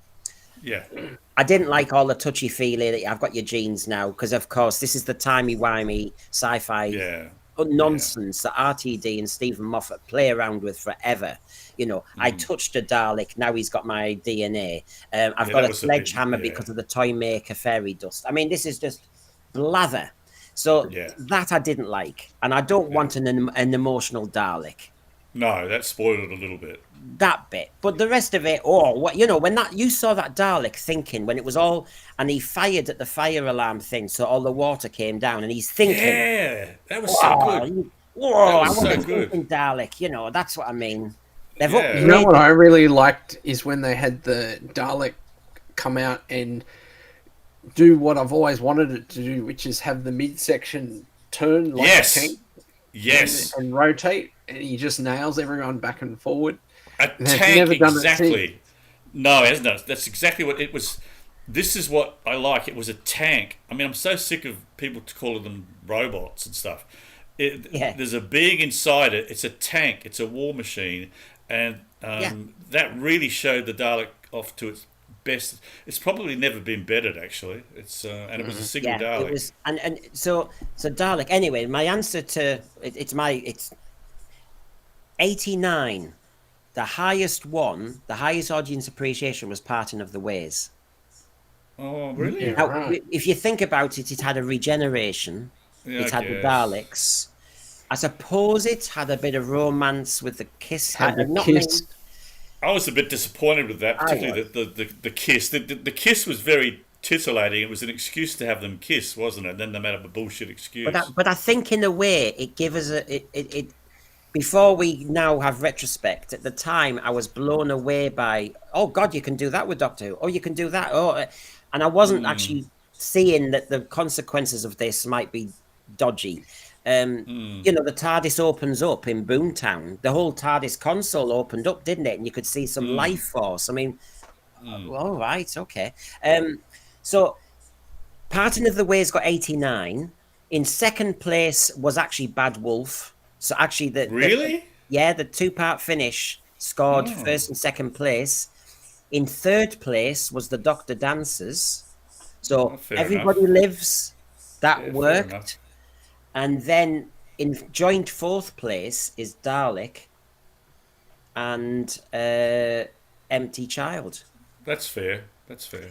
What do you think? But you know what? That shows a perfect ramp up for the season finale, though. It just got better and does. better and better. Yes, It does. the arc worked in this case, but the ratings didn't. We were going into June, and Yeah. so you started the season on 10.81 and you ended the season on 6.91. If we were all streaming now, we'd be saying the series has died, wouldn't we? We would. Well, they did say 6.1. that. They They'd did say that. They'd murder to get those kind of ratings though now. Yeah. So which one on reverse, when you look at season 1, which one do you think was just not, it just wasn't, it didn't work? No, they all work on one level.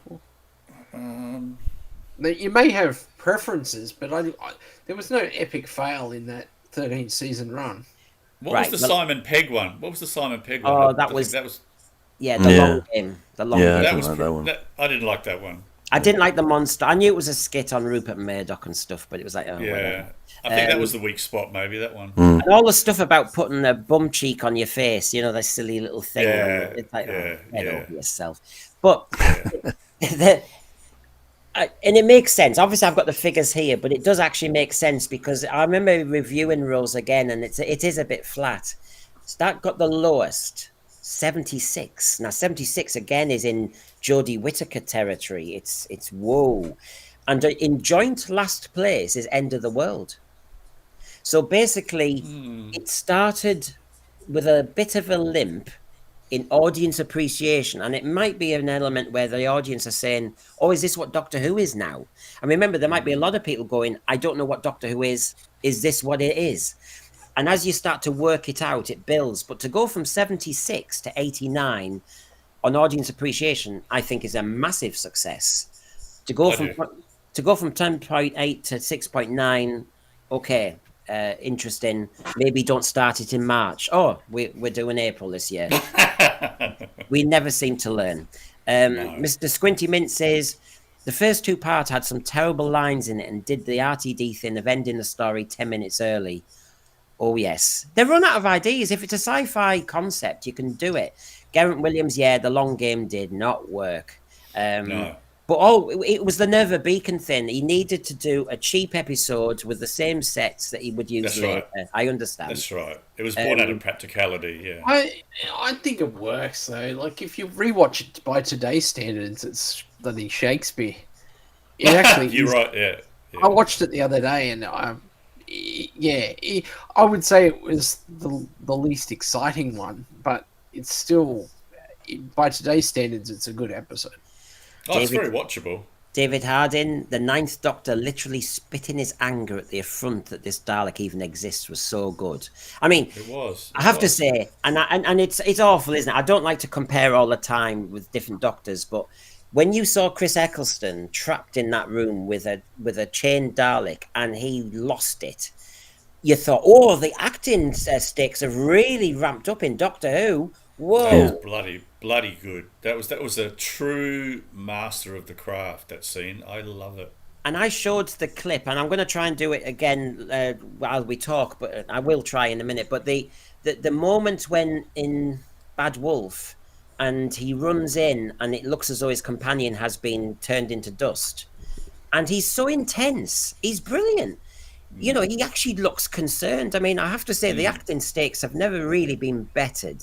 When he does that serious and concern and anger, I mean, John Pertwee was very angry with the Peladonian, society, but my God, and Draconia and get your act together, and he would always tell people off and anybody in the establishment. But wow, I think Pertwee and Eccleston could have a real fight for who's the stroppiest,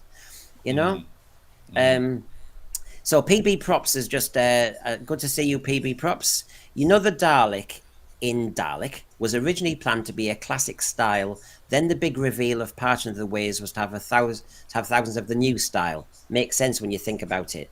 That would have been, that could have been done. I wonder why they didn't do it. I know there's budget, because of course in a way they've used the same style. Yeah, well, it would have shown development and evolution, wouldn't it? I'm kind of glad they did it the way they did, though, because the Dalek design, I know a lot of people don't like it, but I thought it really worked. Yeah. Again, it shows the RTD obsession with bling. Go on, Dan. Did you ever see the for Dalek? I remember they brought Raymond Cusick in to meet, I think, with Ed Thomas to look over the new design. And, yes. And I really felt for Raymond Cusick because he was like, I could tell that he was like, why'd you put all this crap on a beautiful design? This is meant to be sleek and elegant. You're not meant to see the joins. You're not meant to see the rivets and things. And I'm like, I totally get in his mind what he was going for. And the BBC props department's never been able to realise it. And instead of trying to do a decent one, they just bulked it up and made it, over-engineered it. Well, I'll try and do the clips now mute. So, but I'll just try it first, lads. See if I can. Do you want to come with me? There you go. There you go. So we can talk over it. But I mean, the trailer, of course, is the other thing, isn't it? I mean, the excitement of that was unused footage. It's a bloody good trailer. I reckon it was probably specially filmed footage. It was bloody good. It was. I still don't get why we don't have trailers like that now, because it was really a call to action to come and join the fun. It really, really was. I remember seeing it for the first time, and I was so excited. It was great. Is it because they don't want to give too much away in these trailers? I don't know. And then we had the first proper pre-credits cliffhanger. That was good. I mean, you look at the effects, and the effects are there, but as Doctor Who fans, we can live with stuff like that. The imagination is brilliant. That's an interesting point. So many people criticise the effects on the later stuff. I'm just so happy that they're a little bit better. We don't need flashy effects. We just need a good story and a good setup. You just need to cross that threshold where it's a total distraction.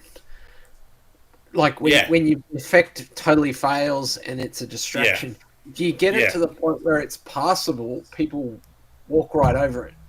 You did right. That's where those special edition ones with the classic, where there's just all the effort in the world, they couldn't land it with the technology back in the day, but just a little bit of technology now makes it totally achievable. But you see, I think absolutely I agree with that. For all the effects, we know that it's the writing that does it, and this is why I put this clip in.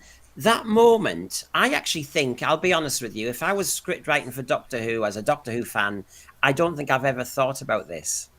And for Mark Gatiss to actually put in this tiny moment where for the first time she stands on history. Great, and that's the writing I want. It's those little moments. You can get rid of your effects, I tell you, because it's that type of thing I love. And I don't need us standing on a butterfly for a cheap joke at the start of season 1 RTD2, just because you've now got a budget you want to show off. Give me a crunchy snowflake moment again. That worked. That was really good. You're spot on, Brennan. That even the classic Who's probably the same. The idea, and I know they had to do it for story reasons, that the companions were so accepting of, oh, here we are, we're somewhere else. But the way that Rose reacted to that moment was very authentic, and I think that's the sort of reaction a lot of us would have had. And it was a little moment, but it was really, really good. And that's where the Chibnall era's first misstep was for me, was with Graham and the Plank and the other one, Ryan. Yeah. They get to the alien planet in the Ghost Monument, and it's just like, "Hey, Graham, we're on an alien planet." Yeah, exactly. It just misses the whole point. Now, it Garrett totally Williams, misses the whole point. And this, I think the excitement has gone, and I don't know if you can get it back, because familiarity does breed contempt in so many horrible ways. And Garrett Williams says there was an awesome trailer for Part of the Ways and a week-long countdown to get you there too. Yes, every night it had a little countdown and a different Dalek clip or something. Oh, absolutely. I remember this is peak excitement. So you had that great trailer at the beginning of the series, Do You Want to Come With Me? And then you had this countdown. The BBC were on it. It was working. This was really working. The trouble is, the story has Sack changed. Russell T Davis, sack Jane Tranter, sack Phil Collinson, sack Julie Gardner, and I'll come back. Just don't like being associated with those people and the politics that went on in the first series. The first series was a mess, and it wasn't to do with me or Billy. It was to do with the people who were supposed to make it. Yeah. So there you go. He's a happy chappy, isn't he? And it's a shame when you think that whatever the excitement was at the time, it's bittersweet now. In so many ways. RTD1, you still had lots of positivity. RTD2, he's now poisoned his legacy, I think. Definitely. Very. I just think such a shame. So when we do talk about New Who, and the seeds from that series, I mean, I don't think we answered the question. If Chris Eccleston did come back for season 2 with the same scripts, the same stories, New Earth, the Queen Victoria one, Tooth and Claw, that sort of thing. And then you would have had Doomsday, and you'd have had him getting bereft on Bad Wolf Bay that he fancied Rose. Now, this is interesting, isn't it? Was that only written because he then had appointed Casanova, basically, as the next Doctor?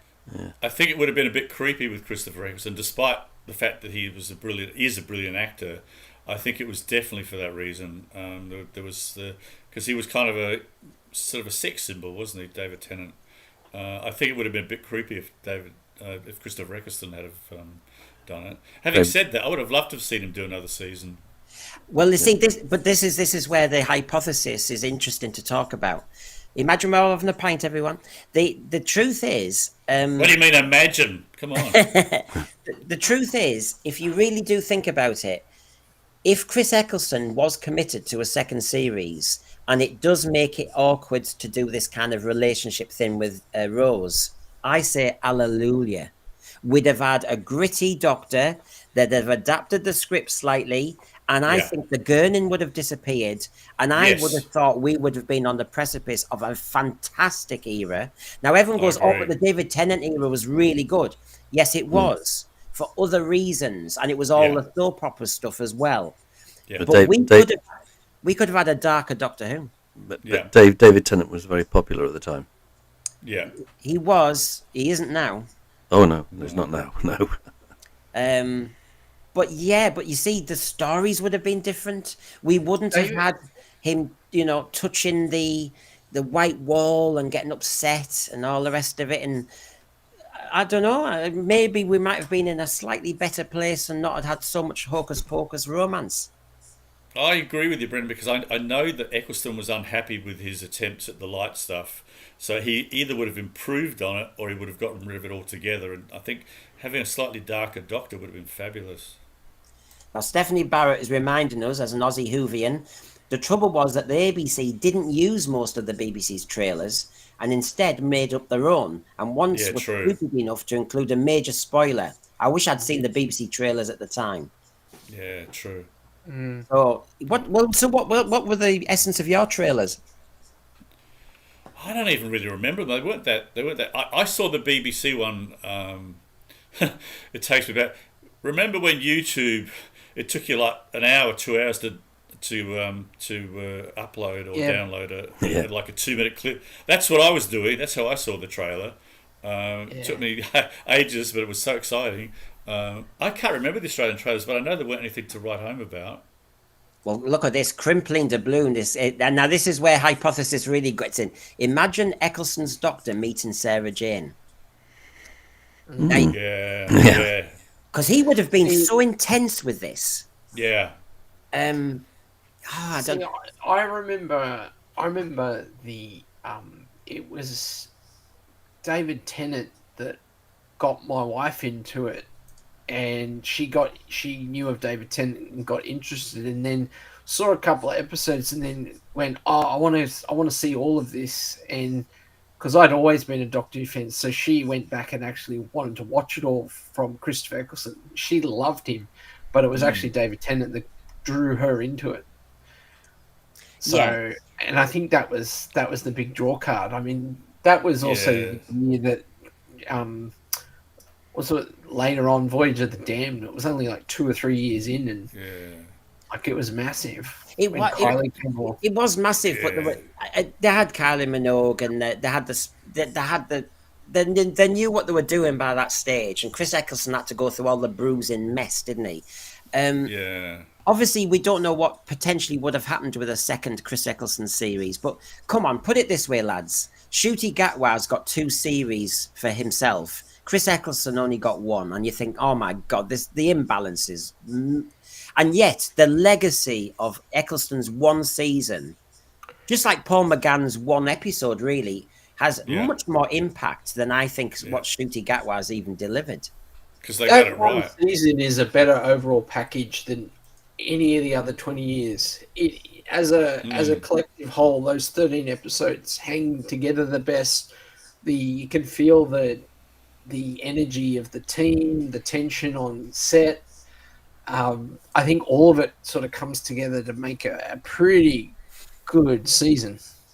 It's certainly the one I revisit the most. It's I love it. I love it. Yes, there are some weak episodes, but as a package, you're spot on. It's really good. I mean, even End of the World, I have to say, the imagination of this lady Cassandra, it's a parody of cosmetic surgery taken to the nth degree.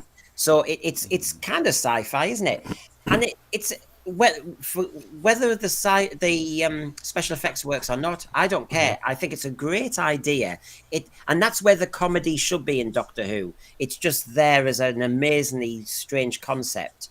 And I love it. That's the first character options figure I ever got. I love that. But you know what? The other thing that told me that this was a different type of Doctor Who, Zoe Wanamaker as a voiceover. Right.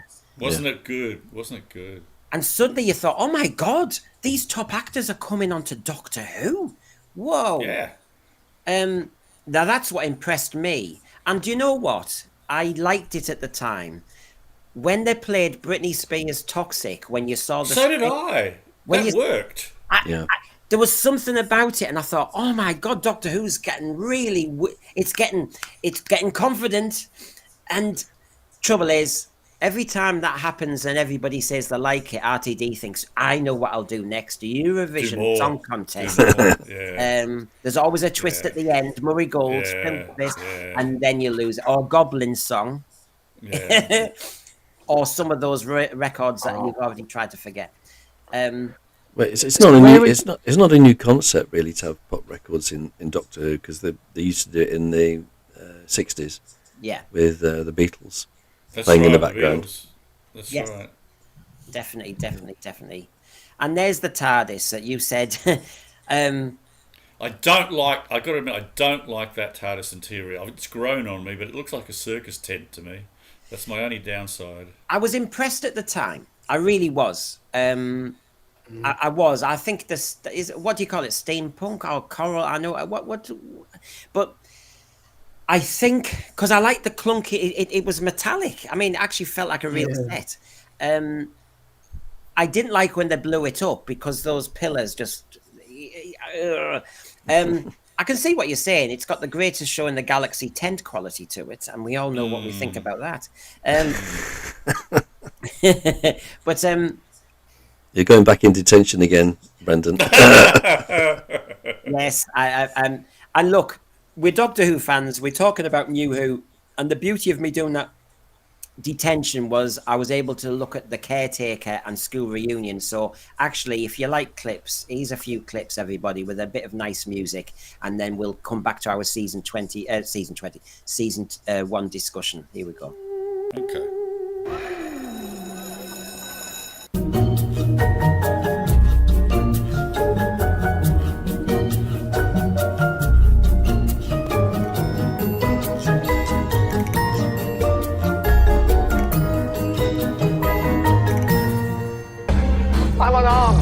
Not so powerful now, are you? You bad dog.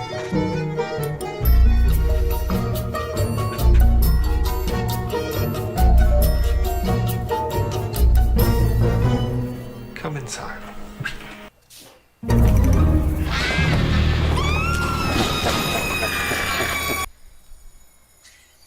Bit of fun. Very good. That's very good. Can I make one suggestion, Brendan? Can we have you in future episodes wearing a dunce hat through the whole show and then taking it off at the end? I think that would add so much to it. I thought you were going to say I had to cane myself or something. But no. But honestly, that's another program. That's definitely that's the private video collection from Jamie and Brendan, I think. Yeah, maybe if I do a members stream. It's not a just for fun stream, is it? So now when you look at that, and I have to say, okay, you know I did it. It was I needed school clips, and it's good. I could do a sneaky Cole Hill thing. Now the snag is, it meant I did watch Caretaker again. And while we're talking about the whole of New Who, I think for a second, I as I said, it made me realise that actually the Caretaker was very similar to the script for Joy to the World in what Stephen Moffat does. And this is the problem. We don't have enough sci-fi concepts and ideas out there. They are just retreading now. Just retreading. Totally and season 1 didn't feel like that because it was back after 16 years. So... But you think after 60 years, like, you kind of always are retreading science fiction concepts. Yeah, but why don't... But I suppose what the argument is, you need a very different team. So, yes... you want to do it better. Yeah, do it better. Season 18, was it any different to Doctor Who that had gone before? Well, it was tone and it was style, and therefore it felt new. And I think when you get RTD back, or it's Chris Chibnall's turn, they all roughly are doing the same old thing. They've seen how RTD did it. You can have a bit of romance, you can have a bit of this, you can do anything you want with gender fluidity, Time Lords, and we end up where we are. So I don't know. It's an interesting one, that. So when you do now think of season 1, lads, do you actually think it could have gone in a very different direction? It had the potential if it had Chris Eccleston, because I think for all the peaks of David Tennant, because it was David Tennant, it took us in a direction that got us roughly where we are now. That's a good point. Yeah, it's funny. I've mentioned this before. I said, looking back at a lot of New Who, it's quite dated, but I don't feel series 1 is. So I think they got something very right with series 1. There was some, I mean, the I mean, I showed that clip of John Barrowman on the top of a bomb, and the effects are stretched to the limit. But for me, that's like Nightmare on Eden, where you had this idea of two spaceships coalescing and all that stuff going on. It reminds me of Creature from the Pit, where they had to weave around a star. That sort of creativity in Doctor Who, which I think you almost only get in Doctor Who, that reminded me of that, thinking, yeah, only Doctor Who would dare have Captain Jack on the back of a bomb in this kind of, I mean, this is fab. And then, and put Rose Tyler in a Union Jack top. It's great. It was great. Because you had that shot where they were canoodling or kissing and Big Ben's behind them and they're on the top of a spaceship. The companion can have a bit of romance. Remember, my issue is it's just not the Doctor. Exactly. I suppose they're trying to find the feet in the first season. They were, and it's obvious. But I think by and large, I really like Captain Jack. I always found though that in Torchwood he was playing a completely different character. It was obviously a more adult show, but he was playing a completely different character. And then he'd guest star in Doctor Who, and it'd be old Captain Jack again, which is the one I liked. Yeah, I didn't like. Right, certainly didn't like when they brought him back with Jodie Whittaker. I didn't like him as much in the third season when it was the Utopia, and then because he was starting to become a slightly different character then, and of course we were leading to the face of Bo and all the rest. Yeah. And so I really liked that because I was watching Torchwood at the time, and it kind of tied Torchwood back to Doctor Who when the TARDIS turned up in Torchwood, kind of thing. Yeah. Well, let's reflect in other ways that we can, and here's one of them. There's a blank, lovely. Kin's Demons. If you went all the way back 42 years ago, lads, Kin's Demons. Now, if I say that, do you repeat your T? Do you go, comfort blanket territory? Kin's Demons. Where do you stand, Dan? You can wipe that season. It's all good. What? Yeah. You may disguise your features, but you can never disguise your intent. What about you, Doug? Kin's Demons? Do you watch it much? No. I've only ever watched it a couple of times, so I'm probably being unfair, but I never really rated it. Because it's crap. Yeah, well, that's probably... I struggled a bit with Peter Davison, and I've said I've come to appreciate his Doctor, but yeah, I agree. It was crap. It was crap. Stupid Chameleon. Chameleon was bad. Oh, Chameleon was terrible. Thank God the thing didn't work, so they stopped using it, didn't they? Listen, Dan. It bloody didn't work. Right, I like Chameleon. Right, Dan. I forgive you, Jeremy. If Bozo there can slag off bloody the greatest show in the galaxy, Dan, I'm up for the fight. I was actually going to trump you on that and say, in the greatest mess in the galaxy, what the hell was that junk mail in the TARDIS at the beginning? Was he better than Chameleon? Yeah. Oh man. Oh come on. Yeah, that was awesome. Yeah, and he turned up in Kablam too. Oh, that junk mail robot. Comedian looked well made. It's just they didn't have. It didn't work. They couldn't get slow. it to work. Mate, could have got a crash test dummy to act more. Really. And what about the Master with the dodgy beard and French accent? Yeah, that wasn't quite good, was it? He's not much in disguise, is he? No. Madame Masso. I remember all my French books now. Crimpling de Blue. Can someone help? Turned up and planted a fire, but yeah, this was great. When they do leave the TARDIS at the start of the Kin's Demons, seeing where and when they are, surely they'd know that they'd be accused of being witches and killed. Yes. I think we call this a light historical, sadly, and it was just a filler, wasn't it, really? I think, am I being fair? I wonder whatever happened to Chameleon. Where's Chameleon now?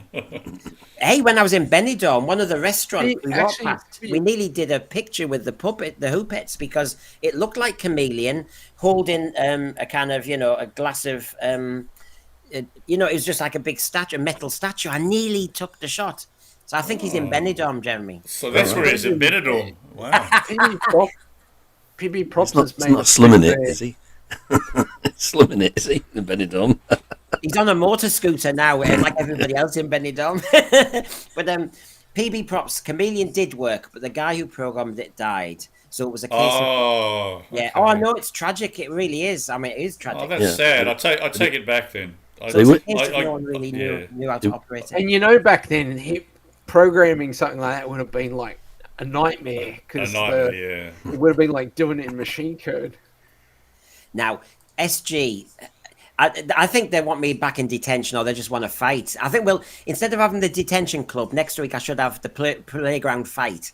SG, the junk mail had some sass, which I liked. Sass? That looked like it was from Why Don't You? Dear me. I mean, fighting aliens either. I say I don't judge by special effects, but you know, there's a level. You know, I don't want it to make it look as though it's kind of been made on Blue Peter, for God's sake. Put him in the Iron Maiden. PB Props is updating us, though, and this might be the same place, Benidorm. Chameleon is still around these days. Think he's working in a bar. Very slow service. Can you remember Victoria Wood with the two soups? Two soups. Nice one. That's Chameleon. He probably works for the government now. Yeah. In the the asylum applications are all done by a Chameleon. So, yes. I don't think you seem to like. Did you like the song? There was a song there. You know, with the Oh, Jesus, I can't remember that. Well, yeah, because he kept, as King John, he kept, and then, yeah. This chameleon puppet doesn't work.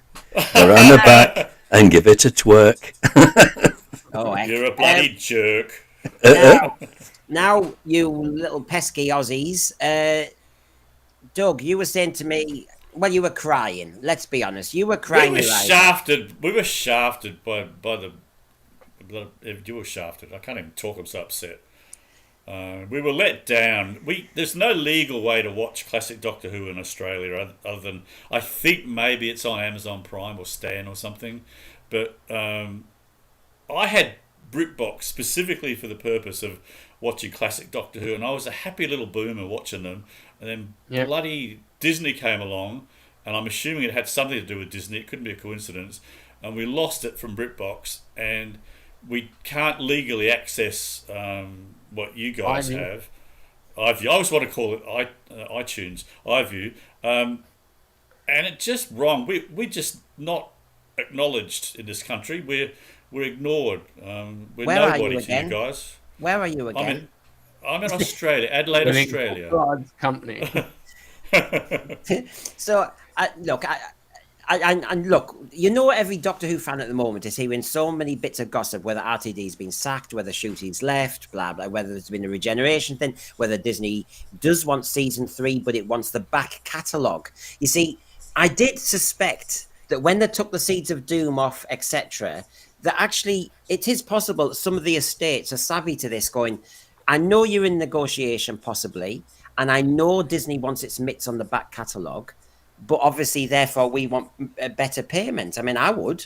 There's maybe, you know, I'm just kind of supposing a few things. So what you're saying about you have no access now legally to the back catalogue? No legal access. I mean, you can get it if you have a VPN and all that sort of stuff. And I know VPNs are legal, but it's a grey area. I just think we've been shafted, mate. You know. But this is where it looks like Disney, you know, they did the deal for 2 seasons, and Disney possibly, I mean, there's strong rumours out there, and the theory holds water to me, which is they would like season 3 possibly with a few changes, maybe RTD sacked, and they also want the back catalogue. Because you're angry about that, because you want the back catalogue. Of course you do. I don't know if I want Disney to have it, though. I mean, I think in a perfect world, we would have had what you guys have on our ABC iView, which is like a cheaper version of what you guys have. I know the picture quality is not great, but having that at our fingertips would have been fantastic. I mean, I've got a lot of the I mean, I don't have the same sort of collection as you guys. I kind of cherry pick my favourites, but I do have all of my favourite classic episodes. But I still think we were ignored. Nobody took us poor Aussies into consideration. We just didn't exist. Well, I always thought Australia was quite lucky because in the days before video, ABC used to constantly show Doctor Who over there. Yeah. Yes, we were lucky. We were lucky, and that's why I'm so angry because we're not now. As I've said before, we had a fabulous moment for 2 years where they screened every episode of Doctor Who on Monday to Thursday, and that was fantastic. So yes, we were lucky. But I mean, over here in the UK, I mean, they hardly showed Doctor Who on repeat at all. No, that's true. Yeah, but that happened. A lot of your shows got played over here more than they did in the UK. Like we caught the goodies on repeat. Yeah, just non-stop. So when Graham Garden and Tim Brooke Taylor and Bill Oddie come out here, they're like just it was massive. That's right. And then you had the two Ronnies went over there to make a series in Australia. We love the British stuff. Parkinson defected for a while. Yeah. I remember being in Australia in 89-90, and he was on Aussie TV slagging off Britain.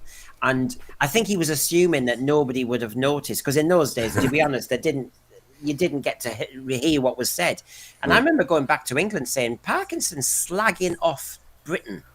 Well, it makes sense, because why would a country send all its delinquents to paradise? Stay behind. I mean, it's just dumb. It is very dumb. You nick a lettuce in Victorian London, and you end up in Australia. In paradise. Exactly. I tell you what, if you're not careful, we'll be sending a few more. Our jails are full at the moment. David Harding. No, thank you. In Canada, knew who started on our national broadcaster, the CBC. It then went to Space Channel, which was part of a cable TV package, but then it moved to Disney Plus. I do feel it's terrible that people haven't paid. It's hard. I'm a BBC licensed face, so I suppose I am paying for Doctor Who. I just don't see it the same way. But if you get the Blu-rays and the DVDs over there, then it doesn't really matter, does it? Oh, well, here we go. It's another way we're shafted. We don't have the same access to the Blu-rays you guys do. I mean, fortunately, the region code on the UK Blu-rays is the same as Australia. And I would love to buy Australian, but I get all my Doctor Who Blu-rays from Amazon UK, no plug intended. Because a lot of the Blu-ray releases here take forever, or they just don't happen. So that's another way we've been shafted. And the other big thing that the BBC, when they broke, so over here we had the ABC shop, which I love that shop. Your was wife used to work basically there, didn't she? My wife worked there, and it was when they used to have sole distribution rights through ABC shop. And when they broke that deal and split it out to JB and all these other places, it basically unraveled. And then now no one sells it. So it just sort of choked. It was the beginning of the end for the DVDs.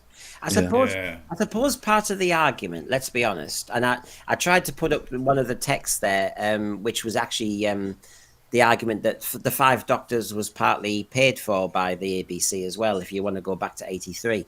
But so there was an arrangement then for a little while, but you had it good, and because you had it good, once it's taken away, it hurts. Whereas we never had it that good. No, we never did. We never did. No, look, I acknowledge that, and I bow to that, but I'm still angry. Well, this is a detox, so I'm sorry, you're on the wrong show. If they hadn't been doing that, we wouldn't have all the classic stuff that was recovered because we cycled it non-stop around the world. You're welcome. Yeah, we saved classic episodes for you guys. I think the Aussies are just missing the point here, so I think they're getting toxic. Here we go.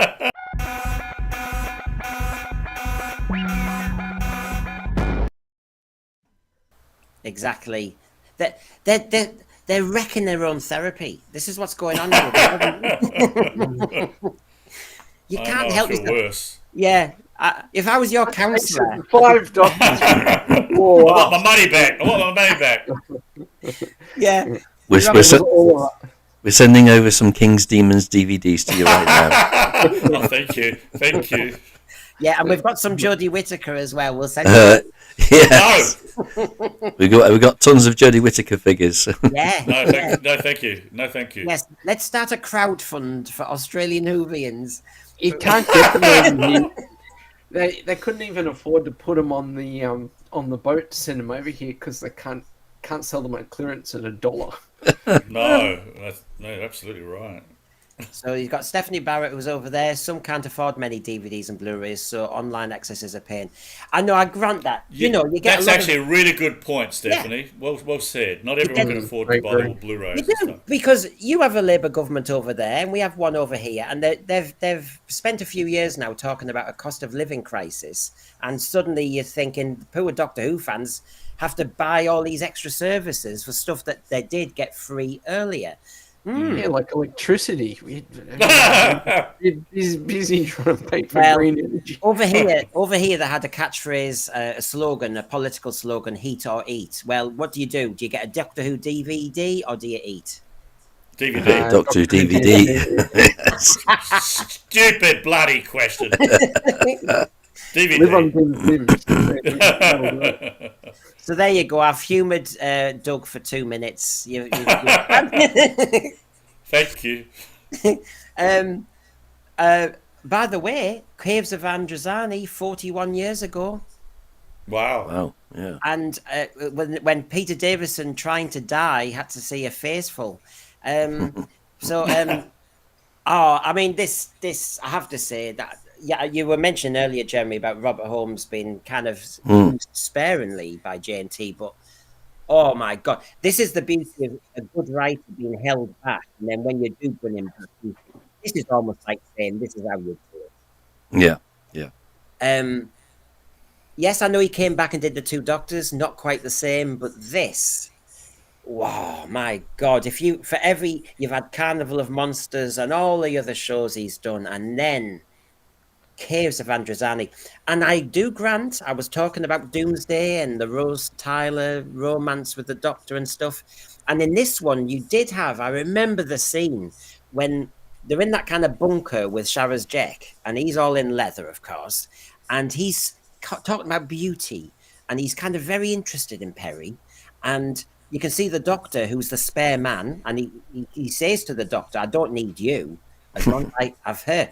There's this sexual tension, which I thought, blimey hell, Doctor Who, you're really going for it now. Yeah, I mean, this is what you got a good writer, Robert Holmes, and a good director, Graham Harper. So the combination of that just really makes a very good story.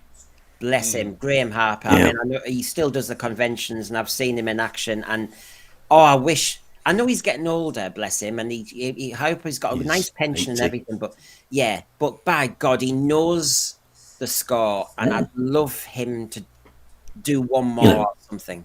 It's kind of like as a director, he's like an equivalent of Hitchcock or Orson Welles on that level, and because really obviously he understands the show and the program and directs very well. Yeah, as Paul Mabley says, hey, when I was looking the other day at some of the Caves of Androzani dialogue, Morgus, you stinking offal. I mean,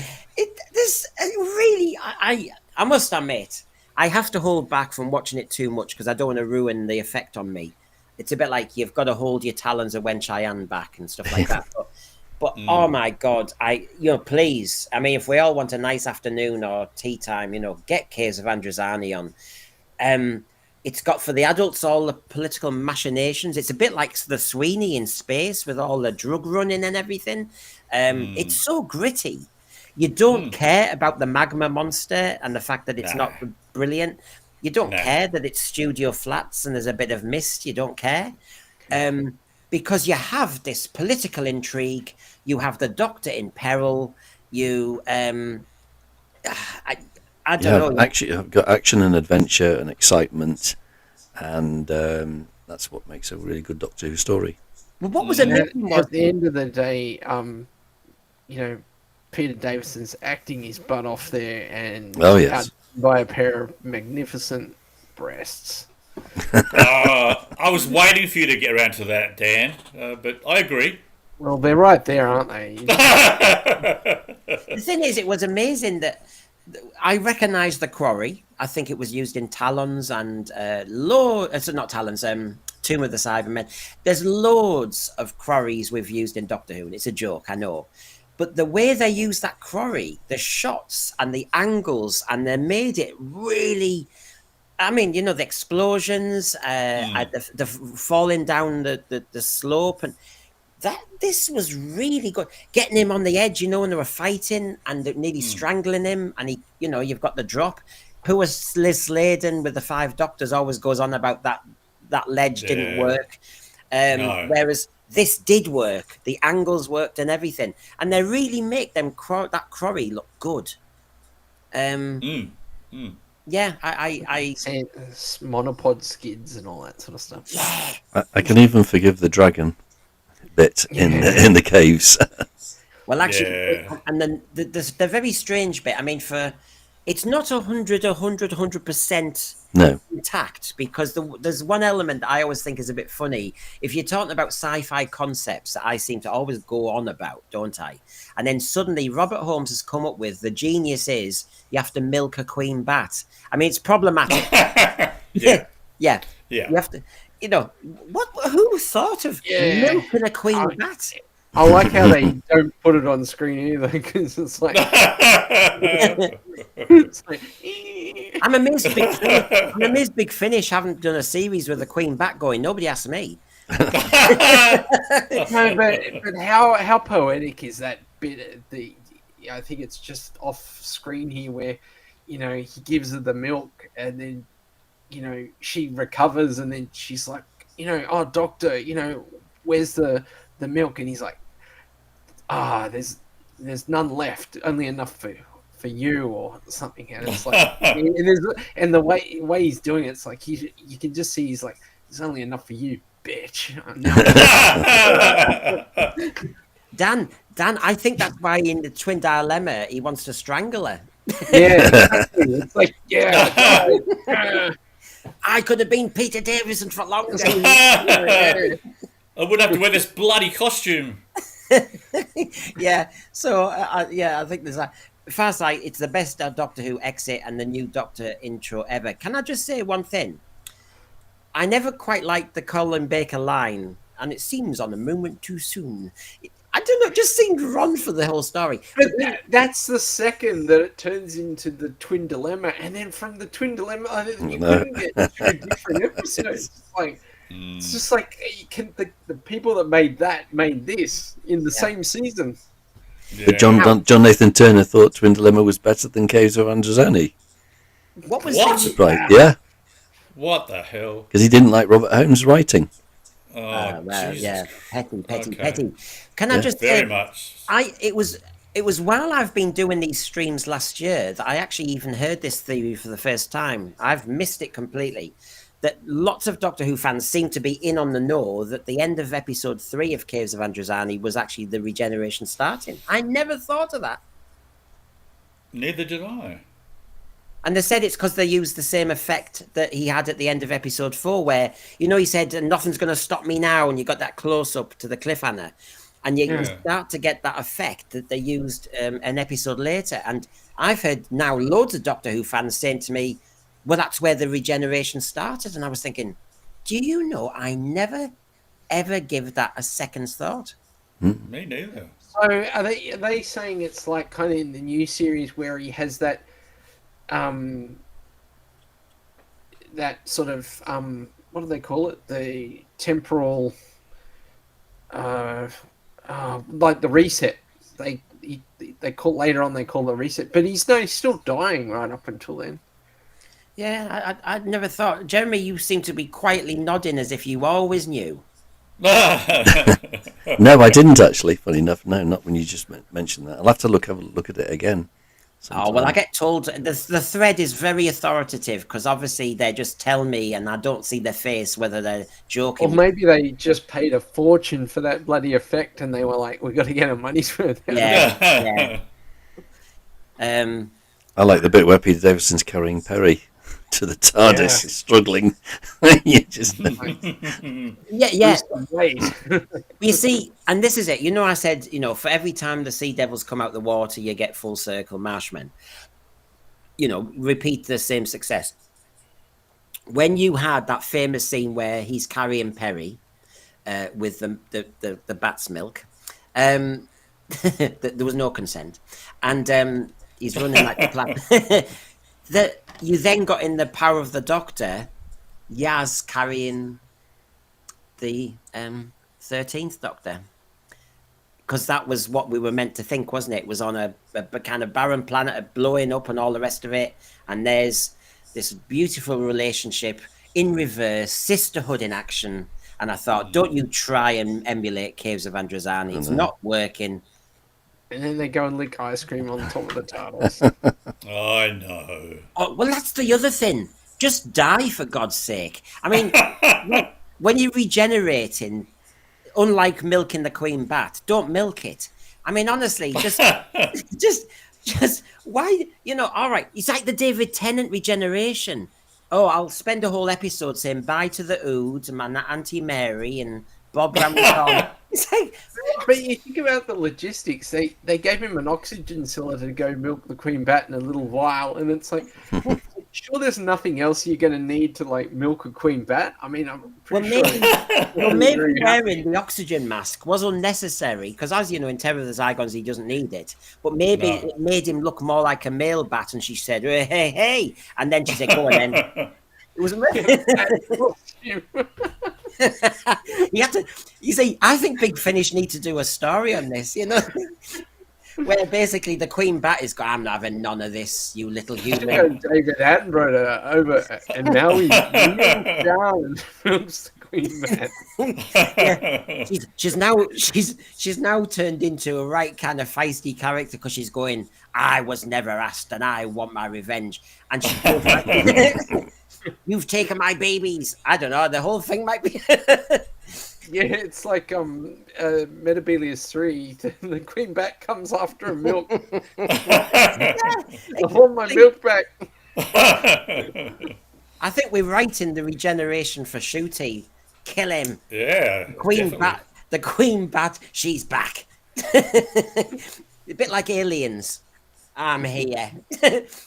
I don't know. Oh, sorry. Are we getting naughty about Caves of Androzani? But it always intrigued me. Of all the things to hear, you milked. I mean, that's basically he milked her breasts. And it's like, what? What? Yeah. I wonder how big the bat is. Is it like is it like a bloody Planet of Spider size bat? Now, I just wanted to show you this. Everybody criticizes RTD's complex soap opera stuff. Oh, yeah, me. Actually, somebody put this up the other day and actually showed you how complex the whole of season 20 was with the Peter Davison era. And you can just see a few examples there. Peter Davison, Turlough's trying to kill him, old army buddies with Brigadier. I love the way our poor Adric, he's whining and dining with Dwayne. It says dead, no one cares. Sorry, Matthew, if you're watching with the Dwayne. Sorry. Yeah, we're using. Sorry, Matthew. I love you, Matthew. Yeah, we're using humour, Matthew. If you ever want an exclusive with Sense for you, we're here. And Adric was not the worst companion in Doctor Who ever. I think Yaz was. So yes, you exactly. can take comfort in that one. But then this is a fan's take on it. And of course, if you look at Nyssa, last of her species, but she doesn't care. Also has a disease that makes you strip. I just think, yeah, I know that was a bit strange, wasn't it? Peter Davison is getting chased by the Black Guardian, who's still peed off from 4 seasons ago. The Master should be dead, controls the literally cursed chameleon. And it just goes on, and you think, yeah, actually, we talk about how ridiculously complex, soapy-warpy RTD goes, but there's a fair bit here. Yeah? I just thought that was a bit of fun. That I enjoyed that, actually. So, I'm just trying to follow all the threads. Yeah. One last bit of fun. It was 54 years ago, Claws of Axos. Wow. Oh, wow. I remember it well. Yeah, I know. Same. Same. We all know the weather story and that to rescript it. Bob Baker and Dave Martin originally pitched this as a 7-part story featuring the second Doctor, since we were talking about stuff like this earlier. It involved an alien that resembled a pulsating brain which looked like a jellyfish and was essentially all brain and could reshape itself into any form. It crash-landed in Hyde Park in a ship resembling a skull. Inside was a humanoid race who appeared to be friendly, but who actually had malevolent ideas. It also had space battles. Mind you, you know Bob Baker and Dave Martin. God, their imagination was fired, wasn't it? They were really testing the budget of Doctor Who, always, weren't they? Yeah. One of the Axon costumes was later repainted green for which story? Seeds of Doom. Seeds of Doom, there you go. Bob Baker was unhappy at the inclusion of the mast as he felt the character didn't fit well into the plot. And of course, as poor writers, you never get your own way. It's always the way, isn't it?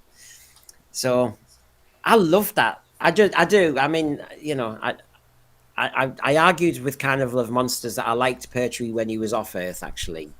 But there are some still great stories with Pertwee unit on Earth. Oh, yeah, definitely. Hey, was Bill Filer, the guy who played Bill Filer, was he a Yank or was he a Brit pretending to be a Yank? I think he was either American or Canadian. Yeah, I always wondered if it was like a Nicola Bryant thing when you guys were... Probably Canadian. I think there were a lot of Canadian actors in the UK at that time that did a lot of American stuff. Yeah. I think is he still around, I think? Wow, really? Oh. God. Sonny Waffles in Wisconsin. I just watched this recently. I love season 8. He's 26. Loves season 8. Loves Hartnell's the chain. Yeah. Thinks Patrick Troughton's Enemy of the World was almost peak Doctor Who. Oh, you can come here anytime, mate. Yeah, Sonny Waffles joined the gang. I'd be about 8 or 9 years old when I first watched Claws of Axos. That's a good age to watch it, isn't it? Oh yeah, without a doubt. I was well hooked by that time. Yeah, because you weren't into Lycra then, so it wasn't a problem. Didn't even know what Lycra was. I didn't know much about anything was back then. That's what I mean. It catches you well. So I don't know. When you think of what's going on, and you know, all the waffle about, you know, is it cancelled? Is he sacked? Has he walked away? Is there season 3? You know, every streamer's trying to grift as much as they can. I'm not really. But if you look at the quote here, which ended 1989 series, we didn't realise it properly, did we? Somewhere there's danger. Somewhere there's injustice. And somewhere else the tea is getting cold. Come on, Ace, we've got work to do. If Shooty's second series is the end of Doctor Who, how should it end? Seriously, because that was an added scene, wasn't it? Wow. Is this classic quintessential Doctor Who if you end on a very low profile note, like actually that? It was a sweet moment and they just walked off. You know, other people say, oh, it needs to end with black, or you see the TARDIS disappearing. How do you think we should end it if it does end at the end of next season? Well, don't bloody buy Generate again, that's for sure. I don't know. Yeah, I think this was the best way. I think it was a perfect way to end Classic Who. I think it still stands up today. It's a lovely scene. It's a lovely scene. I watched it again recently. It's a beautiful little scene. Well, imagine if they'd faded Jodie to black and there was no Disney deal, because that's pretty much what was going to happen. So yeah, that's right. That's right. I think that would have been sad, but a sad way to end it. I don't know. I'm still in the camp of I don't think. Yeah, I think they're going to do something for season 3. Doug's going to have to do his name. It's not happening. We should just put a GoFundMe for. I don't own a wetsuit. So, you know, there's all this that's about to play out, and I've got a lot planned for season 2, whether it's good, bad, or indifferent. We'll be around. The detox hopefully will be going on the Friday, when I don't know what we'll be talking about, because we don't know what's about to be around the corner. No. I know that round the corner tonight at 8 o'clock live is me and Rachel. That was the week that was woke. And Shakespeare was mentioned today, saying this isn't Shakespeare. Shakespeare has been decolonized. That's one item. So basically, tonight at 8 o'clock live, do try and join us. We cover the whole woke agenda, you know, Jaguars advertising, Snow White. You know, these are just the examples of the whole It's a good thing. little show. It's a Yes. good little show, Brendan. It's really And then we turned into look at- some must-watch. It's good stuff. It's good fun, and it's been very light and frothy today, and that's the way it is. It is supposed to be a detox after all, and I've had a really good laugh today after a very too. heavy. Yeah, by generates, it was very serious political today. Yeah. Nostalgic, fun. The live stream should have heard it before we came on air. You missed the best bit. No, we would be cancelled. The things that Brendan said, he would be in the naughty corner for the next 10 years, I'm telling you now. I'm afraid detention again. Sorry, Brendan. I think there's a few detentions ahead. Maybe I'm like one of those kids who likes detention. The trouble is, if you do it a few times, some of these kids love detention because they know their mum and dad get home at 6, so they might as well stay in the warmth in school. I tell you what, sometimes you thought this kid likes detention. So anyway, maybe I like detention. Maybe you do. Friends. You seem to like being caned, apparently. So here we go. Oh God! So look, lads, I've kept you up late, especially the Whovians in Australia. It was worth it. It was worth it. That was really good fun. And the thread, you've been live. I've tried to get you in now and again, but I know you've come here for a detox and a laugh and nostalgia as well. And hopefully we've delivered. Hopefully tonight, me and Rachel will be on good form about the woke subjects. And of course, on Sunday, live at 6, we'll have a very tasty debate. Don't you worry about that. I wouldn't be going anywhere. Yes, we've got... well, I'm not even going to tell you. There's quite a few tasty topics. So tune in at 6. Get those notifications going. You don't want to be anywhere else other than the Sense Sphere at 6. It even sounds right. Sense Sphere at 6. So thank you, Jeremy, for your time. It was a great bonus to get you today. Because normally... Lovely to have you here, Jeremy. Yeah, Lovely to have you nice to be here and see everybody. Is he allowed to be an Aussie now? Yeah, I reckon. You think so, mate? All right. Yeah, g'day. All right. Good day, mate. Hey, Bruce. And Dan, as ever, you know, I always remember when I've been tired last year, and you said, "Come on, we can do it." And you've And